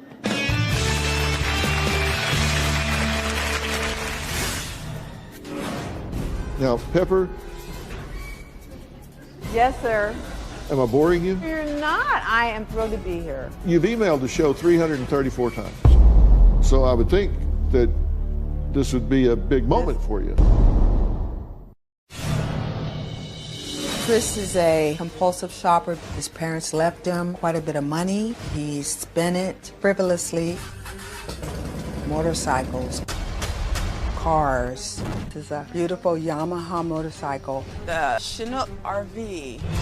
Chris threatened to divorce me when I retired. Go to work. I do work, Chris. I'm talking about now. I got tired of Chris buying for himself. And I said, well, let me get some Botox and some fillers. I scheduled a mommy makeover, breast lift, and a tummy tuck. It cost $18,000. Now, New York Times best-selling author and the self-professed pit bull of personal development, and a good friend of mine, Larry Winget, is joining us today. And Larry, it's good to see you again. Thanks. Thanks for being here. You dove into this. What's going on with these people? Well, if bankruptcy was going to fix this, it would have been fixed the first time around. Exactly. And from what I was able to learn is this is an issue of entitlement and deservability on your part. You believe that you deserve everything you want when you want it. And you spend it to get that, whether you can afford to get it or not. You just spend the money. And Pepper, you're sitting there shaking your head, but you're not innocent in this whole thing. You're doing the very same thing. You see him do it, and then you believe you deserve to do it, and you're entitled to do what you want. So you go out and do a mommy makeover, and you spend it out of spite to get even with him. Emotions are running your finances instead of logic. I bet you don't have a budget. I just bet you don't. I do have a budget. You cannot possibly have a budget and be spending what you're spending. My credit was so good, had 7 I could cars. afford the mommy makeover. It was on credits. Okay. So here's how you know you can afford something. If all of your bills are paid, and you've put away money for your retirement, and you have money that you are saving, what's left over is what you get to spend on what you want. But that's not the case. Y'all are going into deficit spending simply because you want it. How can you be going into bankruptcy and own 6 or 7 vehicles? I sold that one to pay off my student loan. Yes, I did sell that one to pay off your student loan. Yes, I did. The RV, the Silverado truck, I want to keep those were inherited vehicles. Yeah. I didn't pay for those. Why can't I have an RV? Because you can't afford it. Yes, I can. I don't see how, Dr. Phil, I'm not trying to be facetious. Why can I not? Let me ask you a question. You said, why can't you have it? Because you went and accepted services or goods from somebody and you didn't pay for it. So you owe them money, and they're sitting there unable to feed their family because you took their goods and services and didn't pay for it, and then you're driving by in an RV?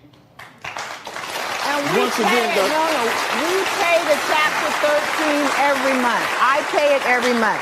We'll pay it for 5 years. We're paying all Who are you talking to? This is not an election. Talk to me. Our creditors. We are paying them. Chapter 13 is when you keep everything and then pay it every month. $1,300, $1,400. I pay that. He pays, for the mortgage. Yeah. I don't steal. No. That's a Chapter 7. You have to give everything back. Let me cut to the chase here, okay? Sir. Now, Pepper, you have... Yes, sir. I'm sorry. Am I boring you? No, not. I was just reading. I'm sorry. So I am boring you. No, you're not. I am thrilled to be here. You've emailed the show 334 times. So I would think that this would be a big moment for you. It absolutely is. I mean, you're finally here, and without going into a lot of detail, I think you've had a very traumatic history. Yeah. And I think that changes a person, and I think it hurt you greatly. And I want to tell you, just me to you, aside from all this other noise, I'm really sorry that happened to you. And I'm really sorry that you lived through that. And I mean that in all sincerity. I'm a survivor, Dr. Phil. I know that you're a survivor, but I want you to do more than survive. I want you to thrive. And I think you bring a history. Larry described it. He said he thinks that you're someone that comes in with a sense of entitlement, and I think your frustration tolerance level is not the best. And I think you don't modulate your emotions very well. And I want the two of you to stop yelling and start talking. And I'm going to get you the help to do that. And I'm going to ask Larry to have a serious conversation with you about your finances. Good. Now, for you, let me tell you, survivors of the kind of violence you've been through, that's a very specialized kind of care. Yes. You deserve that. And I'm going to arrange that for you. Okay?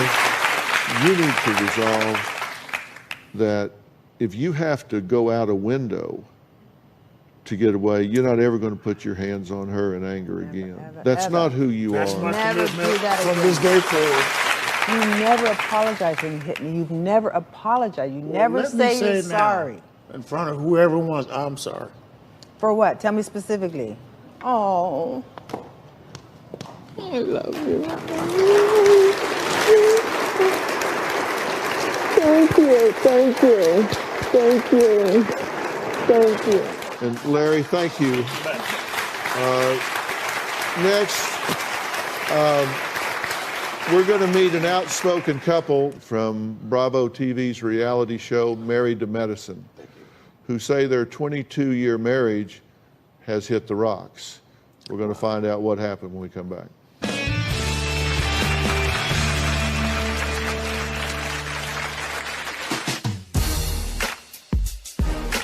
How many times have I told you it was wrong for me to take the money? No, I want to make sure it's clear. Right now, you have lost control. He's not perfect. He's walking around thinking he is. And all of our problems exist only because of me. But there are two of us in the marriage.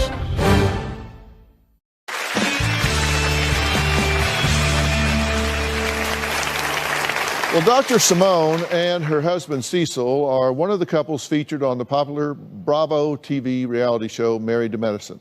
Now, last season, the couple struggled with money and communication. It's been a couple of months, and I bet fans are wondering how they've been doing. But first, let's take a look at where they left off.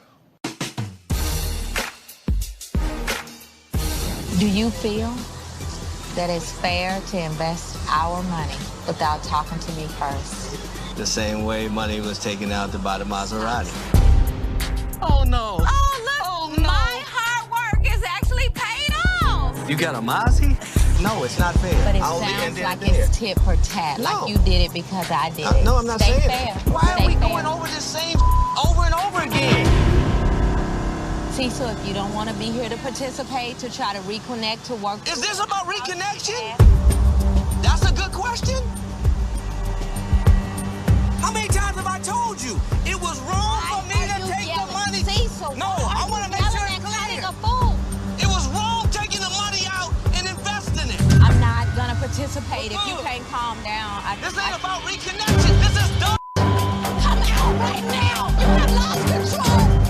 He's not perfect. He's walking around thinking he is. And all of our problems exist only because of me.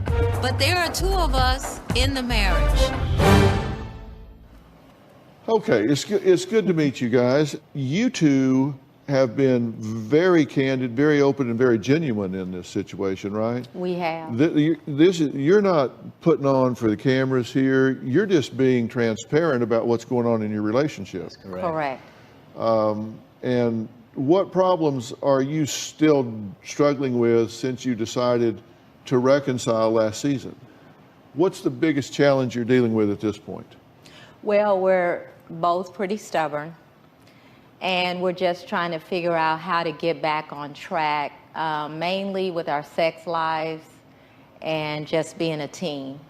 Yes, one of the things Simone talks about is that I don't say I love you enough. You know, I'm more of I feel like the action is what I try to show my love. And so I really have tried to do a better job of expressing my love to Simone. You know, one of the things that I talk about a lot, and I've talked about it earlier, is the difference between topics and issues. You know, we talk about a lot of topics, but we sometimes don't get to the underlying issues because they're threatening, they're scary. And I'm curious, if you were going to say what was the most pervasive underlying issue, what would it be? It really is communication. We've been married 22 years now, and I just think that marriage it's a team sport. And we have to be there for one another. And Cecil is chauvinistic in the sense that he believes I'm a man, I have to carry certain burdens by myself. And I believe that we're a couple.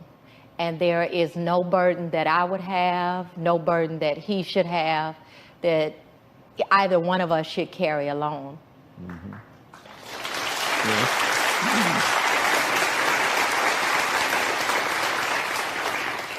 What would you say the issue is? Well, I think, Dr. Phil, you hit on something that struck a nerve with me, and it's I think sometimes an issue is so big that you're fearful to discuss it.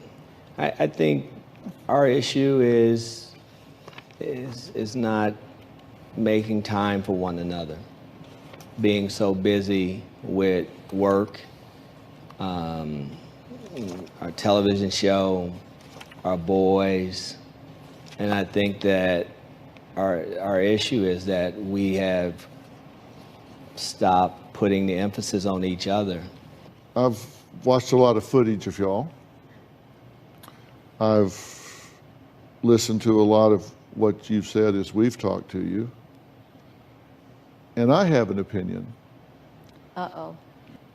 Would you like to know what I see? Absolutely. That's why definitely. we're here. Okay, I'll tell you exactly what they are right after the break. Tomorrow on an all-new Dr. Phil. She claims her family is living in filth. We want to shoot inside, and you didn't let us in that house. I was never contacted. We have a crew on the ground so they can go to the house now. That's tomorrow.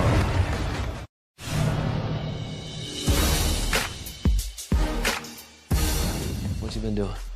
Working, trying to get some things around here organized. You gotta hire you an assistant. I don't know. I have a husband. Are you working? I don't need an assistant. What's going on with your job situation? Being out of work, that's been a problem, I think, between Simone and I. I can just start driving you around the places. Kind of be like an Uber driver.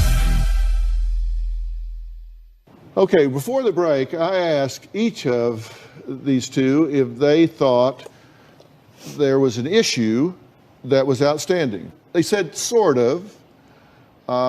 Communication is kind of a really broad sort of thing. I said that I thought there were two that were glaring to me. And so I'll tell you what they are. Number one, permeating everything that I can learn about you as a couple is you have an inability to let things go. There's not resolution. You'll talk about it, you'll invest in it, you'll problem solve it, but you don't ever problem resolve it to the point that you can say, okay, we've worked on this and we've finished it. I can close that book and put it up on the shelf. I don't need to take that down and read from it, feel about it, hurt from it, emote from it anymore. It's in our history. I don't forget it, but I can put that up on the top shelf and don't have to get that down again. You don't seem to have the ability to let things go. Y'all don't speak each other's language. You don't speak each other's love language. That's true, too. And there is a language of love, and if you don't speak each other's love language, you could each be screaming, I love you, I love you, I love you, in a language the other doesn't understand, and be missing wonderful messages of love. If he is saying, I love you, in a language you don't understand, you could be missing wonderful messages. And if you're not talking to her in a language that she comprehends, you might as well be sitting there staring at the wall. You don't speak the same love language. Now, okay, first off, how am I doing? Have I run a red light yet? You're spot on. You are spot on. You're doing a great job. Yeah? We just need some help with being able to turn things around. But you agree with what I'm saying? I'm a grudge holder for life, yes. You agree with what I'm saying? Yes. Okay. I should have my own show. Yeah. Now, so what do you do about this? First off, there's a formula for success in a relationship. It's right here. The quality of a relationship is a function of the extent to which it is built on a solid underlying friendship, we'll get back to that, and meets the needs of the two people involved. Now, there's two parts to that, and we're going to take a break. And when we come back, I'm going to tell you how you can use that formula to deal with these two underlying issues, because I intend for this to change today. We'll be right back. Do you know the biggest enabler of the century? If you want them to get a seat on our stage, be sure to log on to drphil.com and click Be on the Show, or text Phil to 88500. We want to hear all about it. Hey, we are taping season 17 of Dr. Phil. If you're going to be in the Los Angeles area and want to watch a live taping, visit drphil.com and click Be in the Audience. Tickets are free, and I hope to see you soon. Come on, I'm all by myself. I think couples have the wrong goal when they disagree. And I don't often use Robin and myself as an example, but today's our 42nd anniversary, so I guess I'll break a rule. So I better be the hero here. Use our example. We have a rule when we disagree. We do what she wants. No. That would work. Trust me, that's good.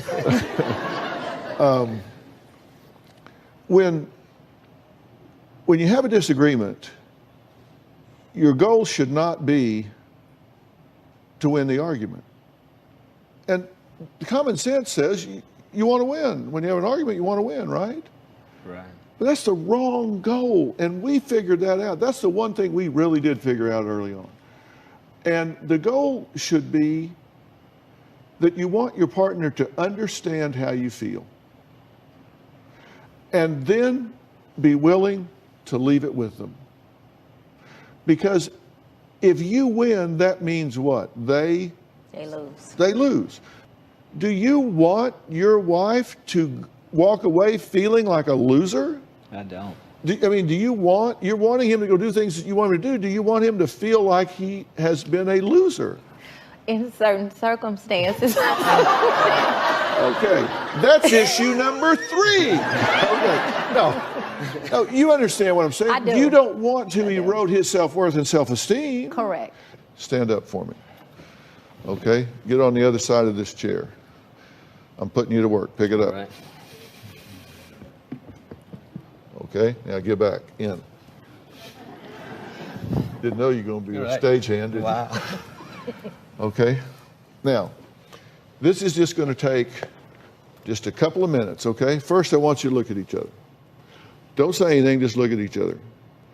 It's amazing how little we make eye contact with each other these days. Social media, text, Twitter. We just don't make eye contact much anymore. Now, I'm only going to give you about 10 or 15 seconds each to do this, but I'm going to start with you. Look at her. When I say go, I want you to tell her what I wish you would stop doing because it hurts me. Go. Simone, I wish you would stop bringing up old arguments and disagreements when we're out with friends.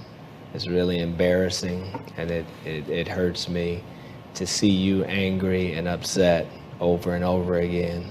I wish you would stop not noticing when I'm trying to do things for you because I love you. Okay, Simone, what I wish you would stop doing because it hurts me. I wish you would stop dismissing my feelings when I share with you about things that are bothering me.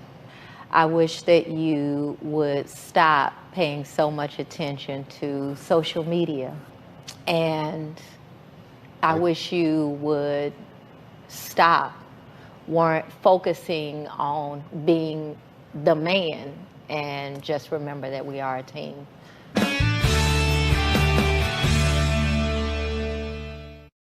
Want to know what's coming up on Dr. Phil? Visit our website and subscribe to our email newsletter. You'll get weekly updates, life strategies, and exclusive video that you won't find anywhere else. Plus, on drphil.com, you can see sneak previews of upcoming shows. Log on today. Okay, now you again. What I wish you would start doing because I need it so desperately. I wish you would start being more affectionate and being the initiator of romance in our marriage.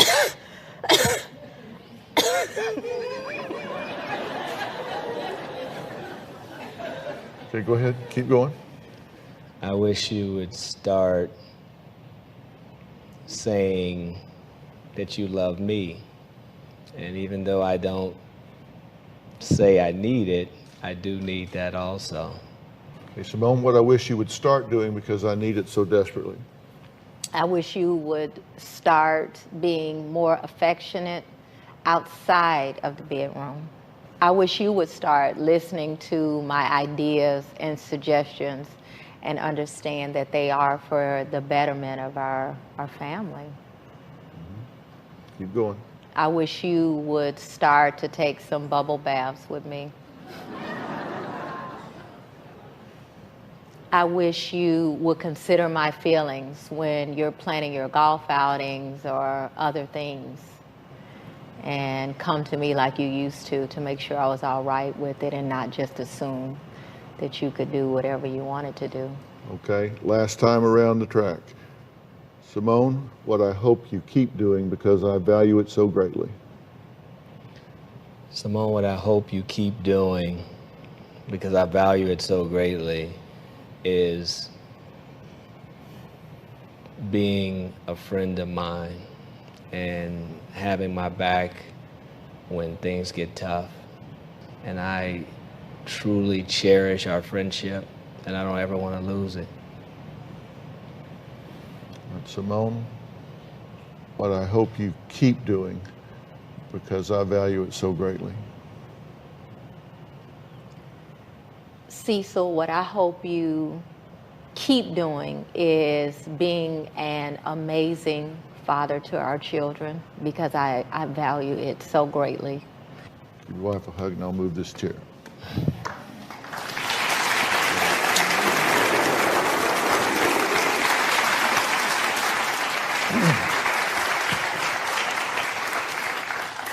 Okay, now finally, I'm going to give you guys a book, Relationship Rescue, and in the back of it, there is a 14-day program that takes 30 minutes a night to get in a dyad like this and answer some specific questions.